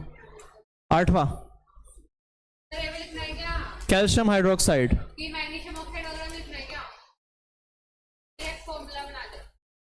हाँ डायरेक्टली फॉर्मूला ही पूछ रहा हूं मैं आपसे, और वो डायरेक्टली फॉर्मूला बताओ मुझे, कैल्शियम हाइड्रोक्साइड, ठीक है। ये हो गया। तो मैं भी लिख रहा हूं, अभी आपने कर दिया। जैसे कैसे बनाना है, एक छोटा सा हिंट दे देता हूँ। जैसे कैल्शियम ऑक्साइड, एक छोटा सा हिंट दे देता हूँ। कैल्शियम के ऊपर चार्ज कितना होता है बेटा Ca2+, और ऑक्साइड के ऊपर चार्ज कितना होता है 2-। तो जब दोनों, तो क्या बन जाएगा हमारे पास, दोनों को कंबाइन करोगे तो बन जाएगा CaO। ऐसे बनाना। कैल्शियम हाइड्रोक्साइड, Ca और OH का होल ट्वाइस, Ca के ऊपर चार्ज होता है 2+, ये चार्ज याद होने चाहिए आपको, और हाइड्रोक्साइड के ऊपर चार्ज होता है OH-। इन दोनों के, आप इसको क्या हुआ, अच्छा Ca2+ और OH- है ना। तो यहां पर क्या हो जाएगा हाइड्रोक्साइड के ऊपर, तो इन दोनों को करोगे तो इक्वल एंड अपोजिट चार्ज होनी चाहिए। तो इसका जो चार्ज है इसके साथ मल्टीप्लाई कर दो, इसका इसके साथ, तो क्या आ जाएगा CaOH का, ये OH के साथ ये पूरा 2 मल्टीप्लाई कर दो तो CaOH का होल ट्वाइस, ठीक है। ग्लूकोज का एज इट इज याद कर लो, C6H12O6। फेरिक के ऊपर चार्ज होता है बेटा Fe3+, और ऑक्साइड के ऊपर चार्ज होता है 2-। समझ में आ रहा भाई प्रतीक? बेटा याद कर लो उसका, C6H12O6 ग्लूकोज का फॉर्मूला।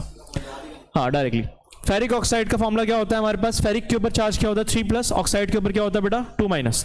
जब आपस में रिएक्ट करेंगे तो बनेगा क्या? 2 इसके साथ मल्टीप्लाई कर दो 3 इसके साथ, तो फॉर्मूला बनेगा Fe2O3। ध्यान रखना फेरिक ऑक्साइड है ये, ठीक है ना। इसको ऐसे भी लिख सकते हैं एग्जाम में आयरन, और ऐसे लिख देंगे आपको ब्रैकेट के अंदर 3 ऑक्साइड, आयरन 3 ऑक्साइड। ये जो ब्रैकेट में रोमन में लिखा रहता है ना, इसका मतलब इसकी चार्ज या वैलेंसी लिखी हुई है। क्या लिखी हुई है? चार्ज या फिर वैलेंसी। हाँ कार्बोनेट को CO3 कहते हैं ना।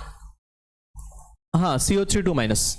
Fe2+ और ऑक्साइड के ऊपर चार्ज क्या होता है 2-। तो दोनों जब आपस में रिएक्ट करेंगे तो बनेगा क्या हमारे पास?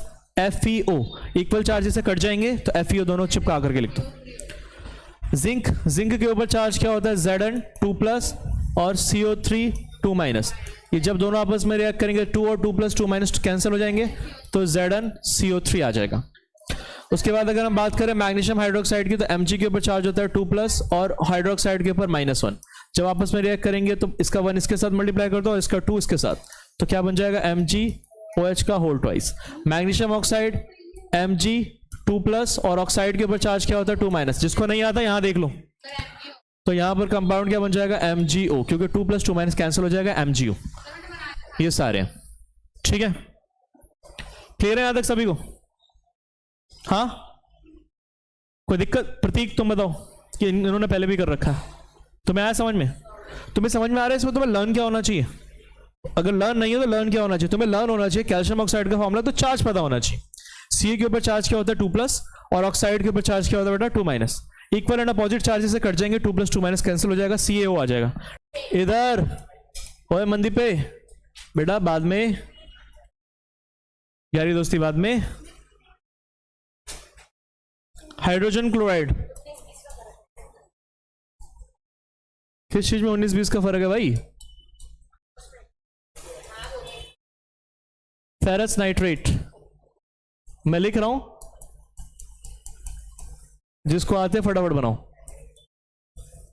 फेरस नाइट्रेट जल्दी जल्दी भाई। लेड नाइट्रेट, सर मीथेन का तो CH4 है ना।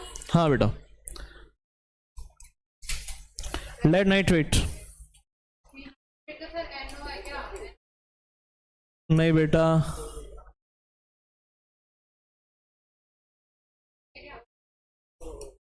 हाँ NO3-। हाँ लेड ऑक्साइड, लेड क्लोराइड,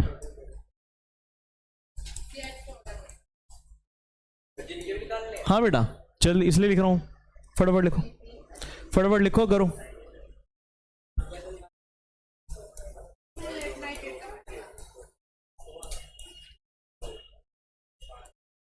सब जाता हूं फिर से, देखो इसका डायरेक्टली मीथेन का याद कर लो, CH4 होता है, यहां से करो हाइड्रोजन क्लोराइड 11 से कुछ के डायरेक्टली इनके फॉर्मुलेज लिखने हैं बेटा। बेरियम क्लोराइड 16, अबे वही तो लिखने है हीरो। 17वां मैग्नीशियम ऑक्साइड,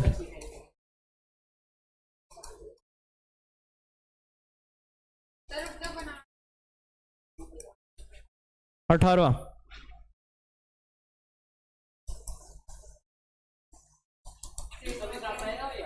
हाँ बेटा, इसके बिना तो तुम्हारी केमिस्ट्री के चारों चैप्टर खत्म। केमिस्ट और क्या? अबे फॉर्मूला बनाने नहीं आते होंगे तो फिर क्या करोगे भाई तुम? फिर है हाँ 10th का रिजल्ट आया, तुम्हारे यार दोस्त सारे पास हो गए है ना? अच्छा तुम्हें तो टॉप मार रहे हैं ना तुम्हें? हाँ मनदीप पे, हाँ टॉप नहीं करना तुम्हें, फिर टॉप करना बेटा।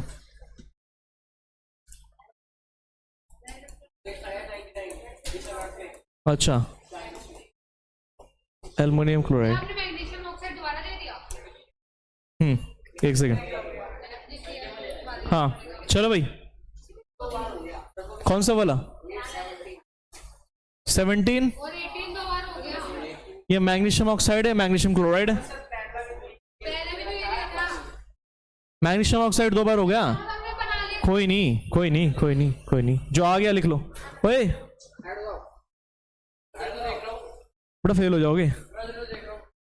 करने के लिए लिखा है सब, बाकी बच्चे सारे कर रहे हैं, देख लो अपनी नजर घुमा करके। उतारो तो सही कम से कम। 11वें पे लिखा है फेरस नाइट्रेट। देखो मीथेन का फॉर्मूला क्या होता है, याद कर लो, एज इट इज CH4 होता है, ठीक है ना।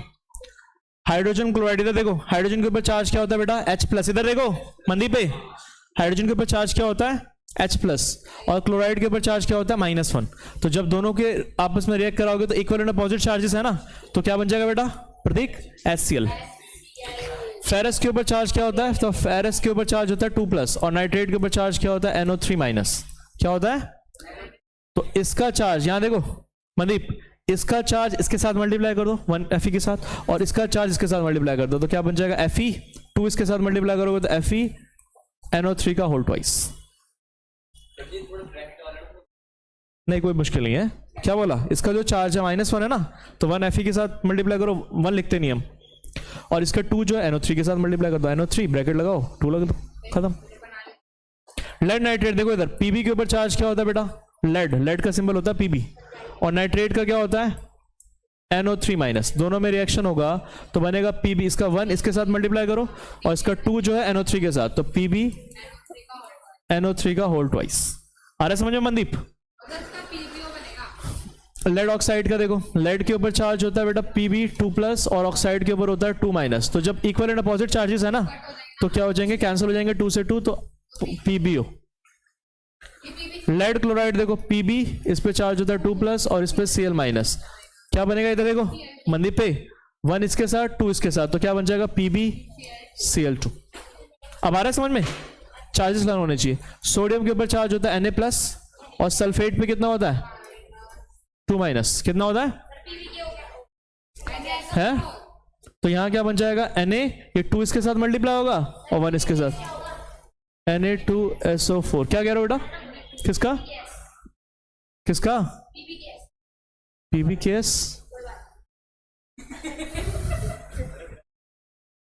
क्या कह रहे हो, PbKS क्या होता है, मुझे नहीं पता क्या होता है। अच्छा PbKS कोई अच्छा फॉर्मूला बता रहे हो, कुछ नहीं होता।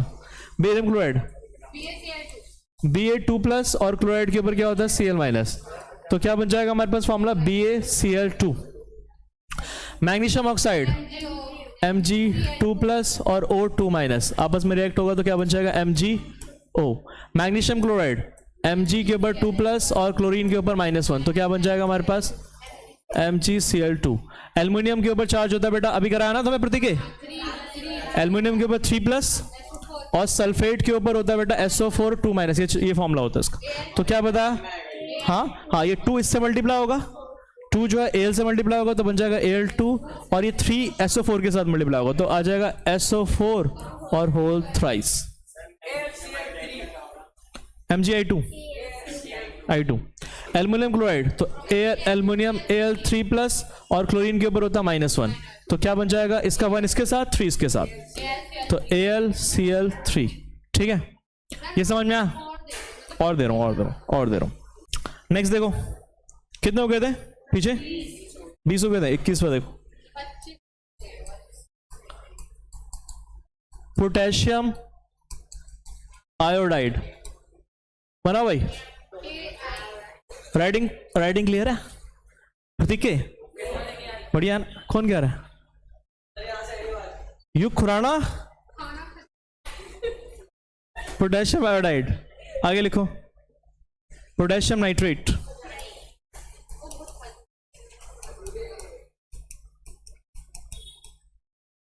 पोटेशियम नाइट्रेट 23वां, सर ये आयोडाइड आई होता है ना, हाइड्रोजन सेल, हाँ और पोटेशियम के, हाँ एक बार हाइड्रोजन सल्फाइड।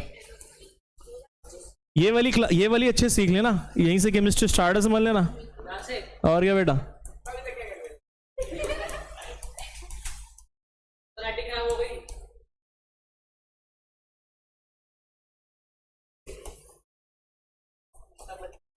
अभी ठीक है। रुक जाओ, तरफ दूसरा अब ठीक है। मैं तुम्हारी क्या बोलूं मैं।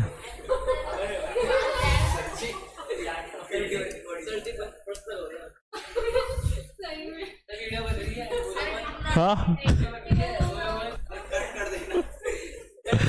एडिटर भी तो बैठा रखा है।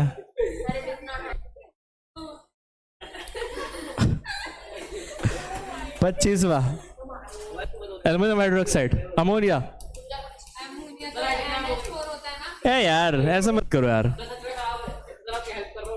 चलो ठीक है अभी, चलो ठीक है।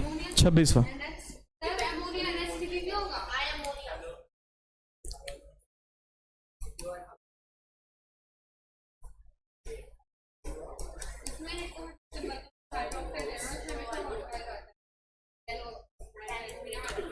ओए बनाओ सारे। आयुष्मान तुम बना रहे हो तो कमेंट कर।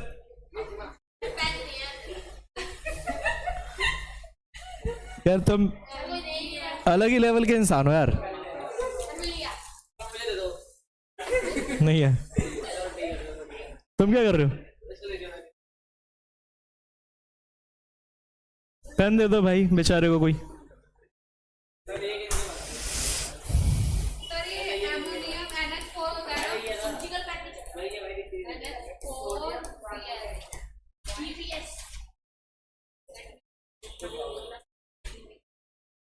बेकिंग सोडा का फॉर्मूला ये कुछ याद करने पड़ेंगे, ठीक है। हाँ किस में बेकिंग सोडा डलता है?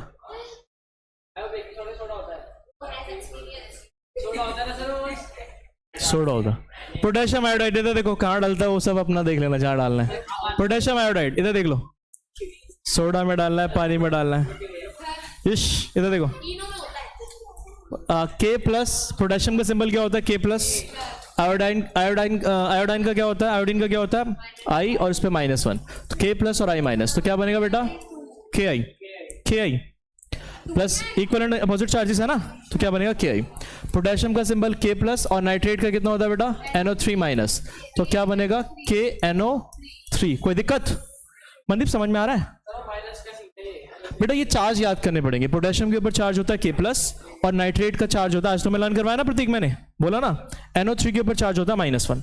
तो मैंने बताया इक्वल एंड अपोजिट चार्जेस हैं तो डायरेक्टली बना दो कंपाउंड। इसका चार्ज इससे मल्टीप्लाई करो, इसका चार्ज इससे मल्टीप्लाई करो। 1 1 है ना, तो 1 1 हम लिखते नहीं है। हाइड्रोजन का देखो, हाइड्रोजन का है हमारे पास H प्लस और सल्फाइड के ऊपर चार्ज होता है 2 माइनस। क्या होता है? अब देखो ध्यान से मनदीप, इसका 2 इससे मल्टीप्लाई होगा हाइड्रोजन से H2 और ये 1 इससे मल्टीप्लाई होगा H2S और 1 लिखते नहीं हम, तो हो गया H2S। समझ में आ रहा है? तो ये लर्न करना पड़ेगा इस पे चार्ज क्या है। एल्युमिनियम के ऊपर चार्ज होता है बेटा Al3 प्लस और हाइड्रोक्साइड के ऊपर चार्ज होता है -1। अब क्या बोला मैंने? इसका चार्ज इससे मल्टीप्लाई करो Al और OH के ऊपर क्या है? 3 OH3, इसको ब्रैकेट में आएगा OH3। समझ में बेटा? 2 आइटम्स है यहाँ पर OH, तो पूरे के लिए 3 है ना ये, तो OH फिर ब्रैकेट में 3 R3। समझ में आया? अमोनिया का फॉर्मूला होता है NH3, ठीक है, ये याद कर लो डायरेक्टली। अमोनियम क्लोराइड, अब अमोनियम जो होता है, अमोनियम इसका सिंबल होता है NH4 प्लस चार्ज होता है, और क्लोराइड के ऊपर चार्ज कितना होता है बेटा? -1। अब देख नहीं रहे तुम मनदीप, तो क्या आ जाएगा? Compound NH4Cl। Sodium carbonate, sodium का चार्ज होता है Na प्लस और कार्बोनेट के ऊपर होता है 2 माइनस। समझ में आ रहा है प्रतीक?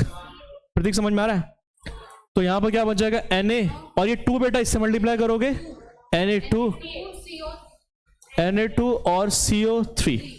बेकिंग सोडा का डायरेक्टली याद कर लो, बेकिंग सोडा कॉमन नेम है। एक सेकंड रुकना। हाँ, बेकिंग सोडा कॉमन नेम है, वैसे इसका नाम जो होता है वो होता है सोडियम हाइड्रोजन कार्बोनेट। याद कर लो इसको। बेकिंग सोडा का, जैसे तुम्हारा घर का नाम कुछ होता है ना, और जो दोस्त कुछ बुलाते हैं और फिर स्कूल में कुछ और, मतलब वैसे ऑफिशियल नेम कुछ और होता है। हाँ तो रुक जाओ ना, दोनों माइनस होगा तो कंपाउंड नहीं बनता बेटा, एक कटायन और सारा 9 के बीच में। तो बेकिंग सोडा क्या होता है, कॉमन नेम होता है, और ये जो होता है इसको कहते हैं साइंटिफिक नेम या फिर IUPAC name, IUPAC name, international union for pure and applied chemistry. ये एक ऑर्गेनाइजेशन है जो सारे नामकरण करती है, ठीक है। हाँ, ये ऑर्गेनाइजेशन है international union for pure and applied chemistry. जितने भी केमिस्ट्री से रिलेटेड रूल है ना, वो ये ऑर्गेनाइजेशन बनाती है। ये कहाँ पर है नहीं पता, आइडिया नहीं है, स्वीडन या स्विट्जरलैंड वगैरह में शायद। हाँ हाँ, ये तो नाम है यार, क्या IUPAC, इसमें क्या है। इन्होंने, ये एक ऑर्गेनाइजेशन है केमिस्ट्री के से जितने भी रिलेटेड रूल्स हैं ना, वो सारी ये बनाती है। तो इसके according sodium hydrogen carbonate rules वगैरह बनाती है। तो इसका नाम क्या बनेगा, Na+, और हाइड्रोजन कार्बोनेट के ऊपर सिंबल होता है HCO3-। क्या होता है, हाइड्रोजन कार्बोनेट। तो फॉर्मूला क्या बनेगा हमारे पास, यहां लिख रहा हूं, NaHCO3। किसको नहीं आ रहा समझ में, क्या नहीं आ रहा, अभी तो वही बता रहा हूं, सोडियम के ऊपर चार्ज Na+ और हाइड्रोजन कार्बोनेट के ऊपर HCO3-। तो क्या बन जाएगा, एक मिनट को, NaHCO3 बन गया। बोलो क्या कह रहे थे मनदीप पे। हाँ बेटा, हाइड्रोक्साइड आई OH-। कंपाउंड्स को तो मिक्स कर सकते हैं, मिक्सचर बनता है, कंपाउंड्स को मिक्स करने से मिक्सचर बनता है, ठीक है। नहीं, मिक्सचर का कोई फॉर्मूला नहीं होता ना, तो जो भी ऐड करके लिखा उसको प्लस करके लिख दो। पानी के अंदर H2O के अंदर, पानी के अंदर आपने मान लेते हैं सॉल्ट ऐड कर दिया, तो इसका कोई फॉर्मूला थोड़ी बनेगा, H2O प्लस सॉल्ट लिखोगे इसको। जब तक आपस में कोई चीज रिएक्ट नहीं करती उसका कोई फॉर्मूला थोड़ी बनेगा, ठीक है यहां तक। हाँ ठीक है यहां तक, थोड़ी सी और बता रहा हूं, थोड़ी सी और बता रहा हूं। हाँ बेटा रुक जाओ, रुक जाओ। जिप्सम, जिप्सम का फॉर्मूला,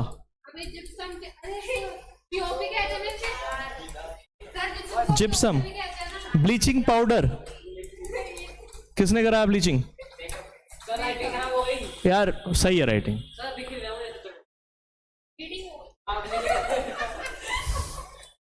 अब ठीक है, ठीक है यार। 31वां वॉश। ये जितने भी फॉर्मुलेस आपके केमिस्ट्री में है ना, सारे करवा रहा हूँ एक साथ ही, इससे बेटर क्या होगा यार, वॉशिंग सोडा। हाँ नहीं, अलग होता, POP भी लिख लो, POP, प्लास्टर ऑफ पेरिस। हाँ ये भी केमिकल होता है बेटा एक। तो हाँ, ये जो डिजाइन बन रखे हैं ना आपके ये सारे, हाँ इसी में आता है बेटा, प्लास्टर ऑफ पेरिस, POP। 33, रुक जाओ एक सेकंड, रुक जाओ। इथेनॉल,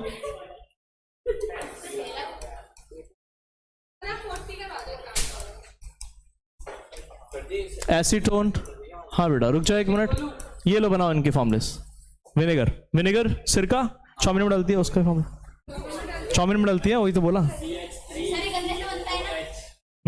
हाँ इथेनॉल, इथेनॉल बनता है गन्ने से। इथेनॉल अल्कोहल जो होता है ना, इथेनॉल कहाँ साबुन का नाम है, कौन से साबुन का नाम है बताओ। जिप्सम का फॉर्मूला सिंथॉल। यार सिंथॉल इथेनॉल मतलब सेम ही है, कुछ भी घुसा दो। जिप्सम का फॉर्मूला,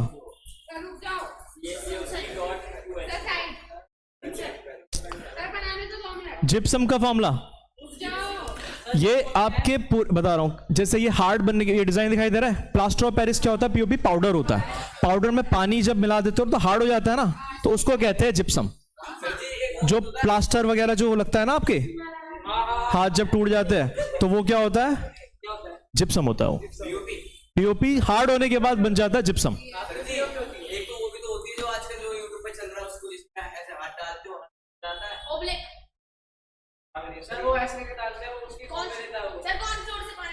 कॉर्नफ्लोर, वो नॉन न्यूटोनियन फ्लूइड, एकदम से तेजी से मारते हो तो हार्ड हो जाता है, और वैसे वो बन जाएगा, बना सकते। स्टार्च कॉर्न बनाया था, बन गया था। कॉर्न, कॉर्न होता है ना, कॉर्न, कॉर्न, हाँ कॉर्न, कॉर्नफ्लावर, उसको पानी में ऐड कर दो। हाँ लेकर के आ जाना, बनवा दो। हाँ हाँ, कुछ क्वांटिटी होनी चाहिए, वो सब मैं कर दूंगा। आप कॉर्नफ्लावर ले आना, कॉर्नफ्लावर को पानी में ऐड कर सकते। हाँ करेंगे इसको, चलो। जिप्सम, जिप्सम जो होता है इसका, ये वैसे कॉमन नेम है इसका, वैसे इसका नाम क्या है पहले फॉर्मूला देख लो इसका। यार रुक जा, मैं लिख देता हूँ। कैल्शियम सल्फेट डाइहाइड्रेट, डाइहाइड्रेट, ये इसका IUPAC नेम है। और फॉर्मूला क्या है इसका, याद कर लो डायरेक्टली, CaSO4.2H2। आवाज आ रही है Ayushman? Calcium sulphate dot CaSO4.2H2, bleaching powder का फॉर्मूला, ब्लीचिंग पाउडर का फॉर्मूला। तो ब्लीचिंग पाउडर का जो पहले तो IUPAC नेम देख लो क्या होता है, कैल्शियम ऑक्सी क्लोराइड। क्या होता है? Calcium oxy chloride. क्या कह रहे हो? ओए, कैल्शियम ऑक्सी क्लोराइड यहां लिखवा रहा हूं।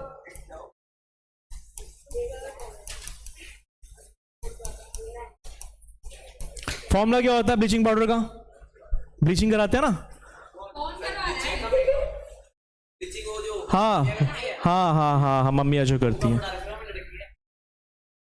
तो तुम खोल लेना अपनी दुकान, तो दूसरों की कर देना।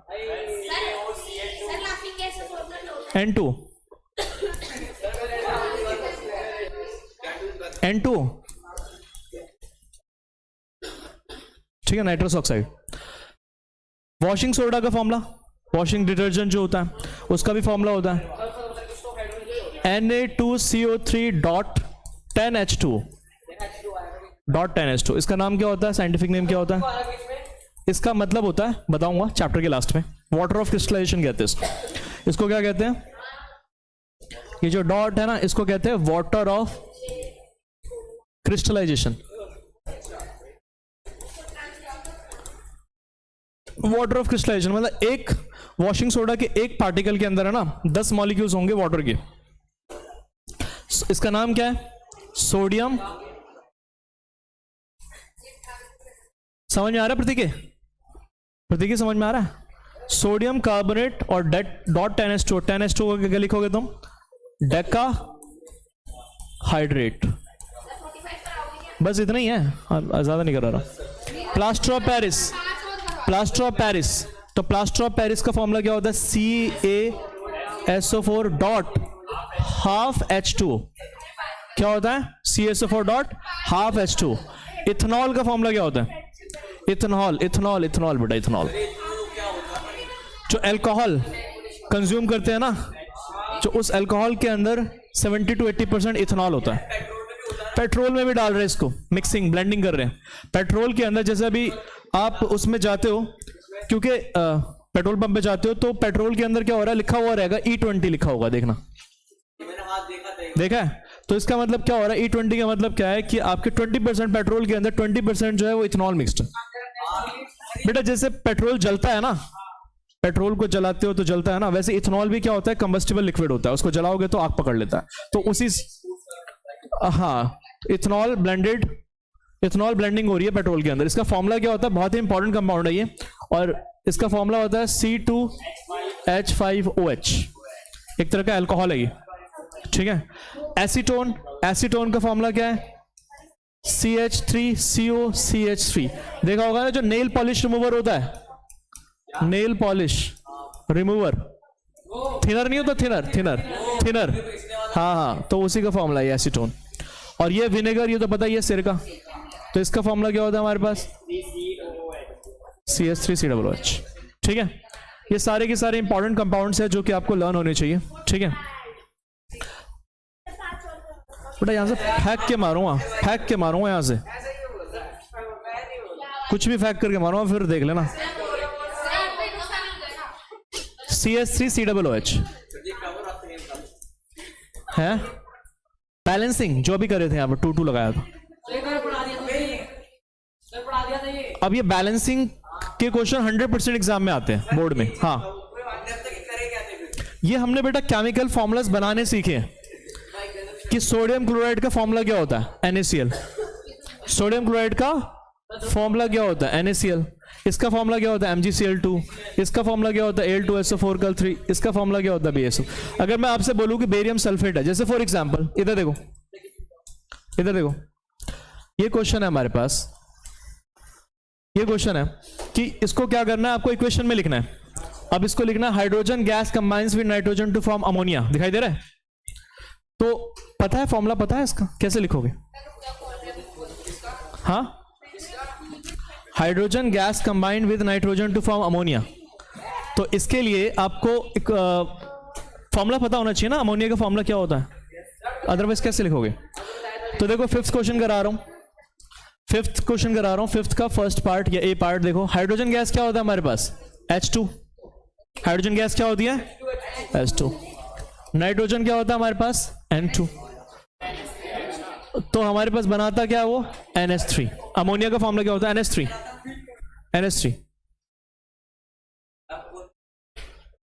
4 बजे करा होगा, पता नहीं ऐसे कुछ। इधर देखो सेकंड वाली क्या है हमारे पास? Hydrogen sulphide gas. अब हाइड्रोजन सल्फाइड का फॉर्मूला क्या होता है? प्रतीक है, हाइड्रोजन सल्फाइड का फॉर्मूला क्या होता है? नहीं बता पाओगे ना, उसके लिए फॉर्मूला बनाना आना चाहिए ना, तो वही तो सिखाया अभी। हाइड्रोजन सल्फाइड का फॉर्मूला होता है H2S। हाँ, बर्न्स इन एयर, कोई भी चीज एयर में किसके प्रेजेंस में बर्न होती है? ऑक्सीजन के प्रेजेंस में। टू फॉर्म, क्या फॉर्म कर रही है? To give water and sulphur dioxide. तो वाटर का फॉर्मूला क्या होता है मंदीप पे? और सल्फर डाइऑक्साइड का SO2। सी वाला, इसको बैलेंस करो, इसको। Barium chloride reacts with aluminium sulphate. Barium chloride का फॉर्मूला क्या होता है? बैलेंसिंग आएगी 100% आती है। केमिस्ट्री आएगी आपके करीबन 25 के आसपास की बेटे चुकी, 25। Barium chloride reacts with aluminium sulphate. Aluminium sulphate का फॉर्मूला क्या होता है? एल्युमिनियम सल्फेट का फॉर्मूला क्या होता है? Al2SO4 का होल थ्राइस। एल्युमिनियम, हाँ, एल्युमिनियम के बर्तन होते हैं ना आपके, हाँ, एल्युमिनियम वही होता है यहाँ, और क्या, वही तो सीखना है। तो ये aluminium sulphate to give aluminium chloride, तो क्या बन रहा है हमारे पास? एल्युमिनियम क्लोराइड प्लस क्या बन रहा है हमारे पास? Barium sulphate, BaSO4। ठीक है, और डी वाला part potassium metal. Potassium metal क्या होता है हमारे पास? K। Reacts with water, water क्या होता है हमारे पास? H2O। एनसीईआरटी निकाल लो। To give potassium hydroxide, potassium hydroxide का फॉर्मूला क्या होता है? KOH plus hydrogen gas release कर रही है, तो हाइड्रोजन गैस का फॉर्मूला क्या होता है? H2। इसको बैलेंस करो फटाफट, 2 मिनट का टाइम दे। बैलेंस हुआ कि नहीं हुआ? हो गया सर, हो गया।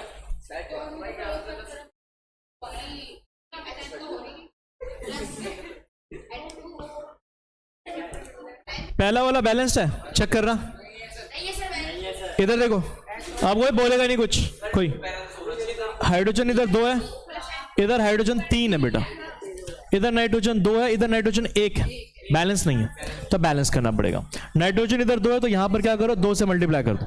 तो नाइट्रोजन कितना हो गया बेटा? प्रतीक देखते रहना, और मनदीप, बाकी लोगों को आता है फिर भी थोड़ा बहुत, तुम ही दोनों बस। नाइट्रोजन 2 हो गए, लेकिन इसकी वजह से हाइड्रोजन कितने हो गए? 6 हो गए। हाइड्रोजन कितने हो गए? 6। तो यहां पर 3 से मल्टीप्लाई कर दो, तो हाइड्रोजन इधर पीछे आया, समझ में? हो गया बैलेंस्ड। हाइड्रोजन इधर 6 हो गए, इधर नाइट्रोजन 2, इधर भी नाइट्रोजन 2 हो गया, और हाइड्रोजन कितने हो गए? 6 हो गए, बैलेंस्ड। समझे? आगे देखो, इधर हाइड्रोजन कितने बेटा? 2, इधर हाइड्रोजन कितने? काउंट करने के करके 2, बैलेंस्ड है। सल्फर इधर कितना? 1, इधर कितना है? सल्फर 1, बैलेंस्ड है। ऑक्सीजन इधर कितना है? 2, नहीं पूरा बैलेंस नहीं है। ऑक्सीजन इधर 2 है, इधर ऑक्सीजन कितना? 1 इधर है और 2 इधर है, 3 है इधर, 1 एक्स्ट्रा। तो अब क्या करना पड़ेगा तुम्हें? अब यहां पर, हाँ, 1 सेकंड, जगह बना रहा हूं ना। तो यहां पर क्या? ऑक्सीजन 2 है, और यहां पर कितना बेटा? यहां पर 3 है, तो यहां पर क्या कर दो? 4 बना दो। 4 कैसे बनेगा? किससे मल्टीप्लाई करेंगे? 2 से मल्टीप्लाई कर दो। ऑक्सीजन कितना होगा? 4, और यहां पर भी 4 बना दो, तो यहां पर भी 2 से मल्टीप्लाई कर दो। नहीं, अभी फिर हाइड्रोजन हिल गया ना इससे। हाइड्रोजन इधर कितने हो गए?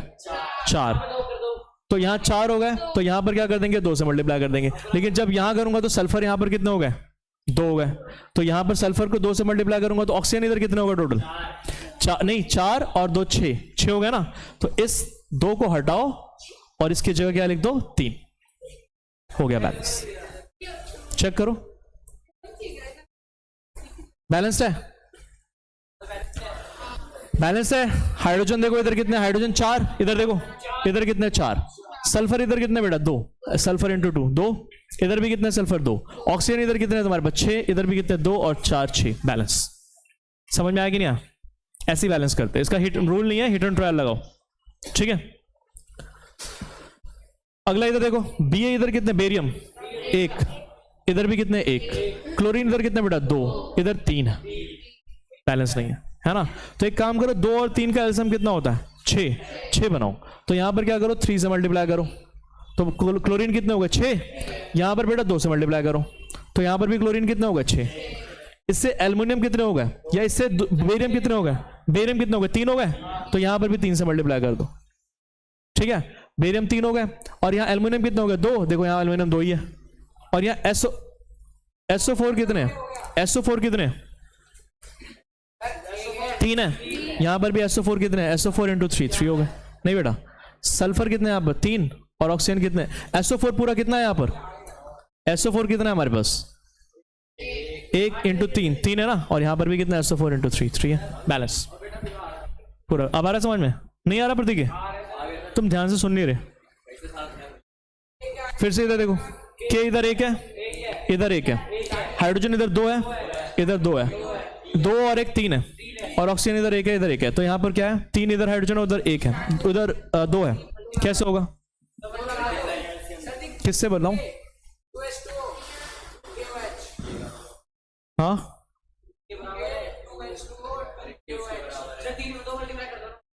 किससे मल्टीप्लाई करूं? किसको? इसको? पहले ऑक्सीजन इधर 1 है, इधर हमारे पास हाइड्रोजन इधर 3 है, इधर 2 है, क्या करूं? हाँ बोलो। 2K आगे, तो यहां पर भी 2 से मल्टीप्लाई कर दिया, देखते रहे ना, 2 पोटेशियम, यहां पर ऑक्सीजन कितने हो गए बेटा 4, या इसको ऐसे कर देखो, छोड़ो इसको, पहले क्या करो, इधर क्या हमारे पास हाइड्रोजन 3 है और इधर कितने हमारे पास 2 है, 3 और 2, तो इधर कोशिश करो 4 बना लो, तो यहां कितना हो गया हाइड्रोजन 2 और हाइड्रोजन यहां पर भी 2, 4 हो गए इधर, देखते रहना, और यहां पर भी 4 बना लो तो 2 से मल्टीप्लाई कर दो। लेकिन यहां पर जब हमने 2 से मल्टीप्लाई करा तो पोटेशियम भी 2 हो गए, तो यहां पर भी 2 से मल्टीप्लाई कर दो, ठीक है। पोटेशियम 2 हो गया, यहां पर भी पोटेशियम 2, हाइड्रोजन इधर 4 हो गए, इधर भी हाइड्रोजन 4 हो गया, ऑक्सीजन इधर कितने हो गए 2, यहां पर भी देखो ऑक्सीजन कितने 2, हो गया बैलेंस, बस ठीक है। बस ऐसे ही करना है इसको, हिट एंड ट्रायल, ठीक है।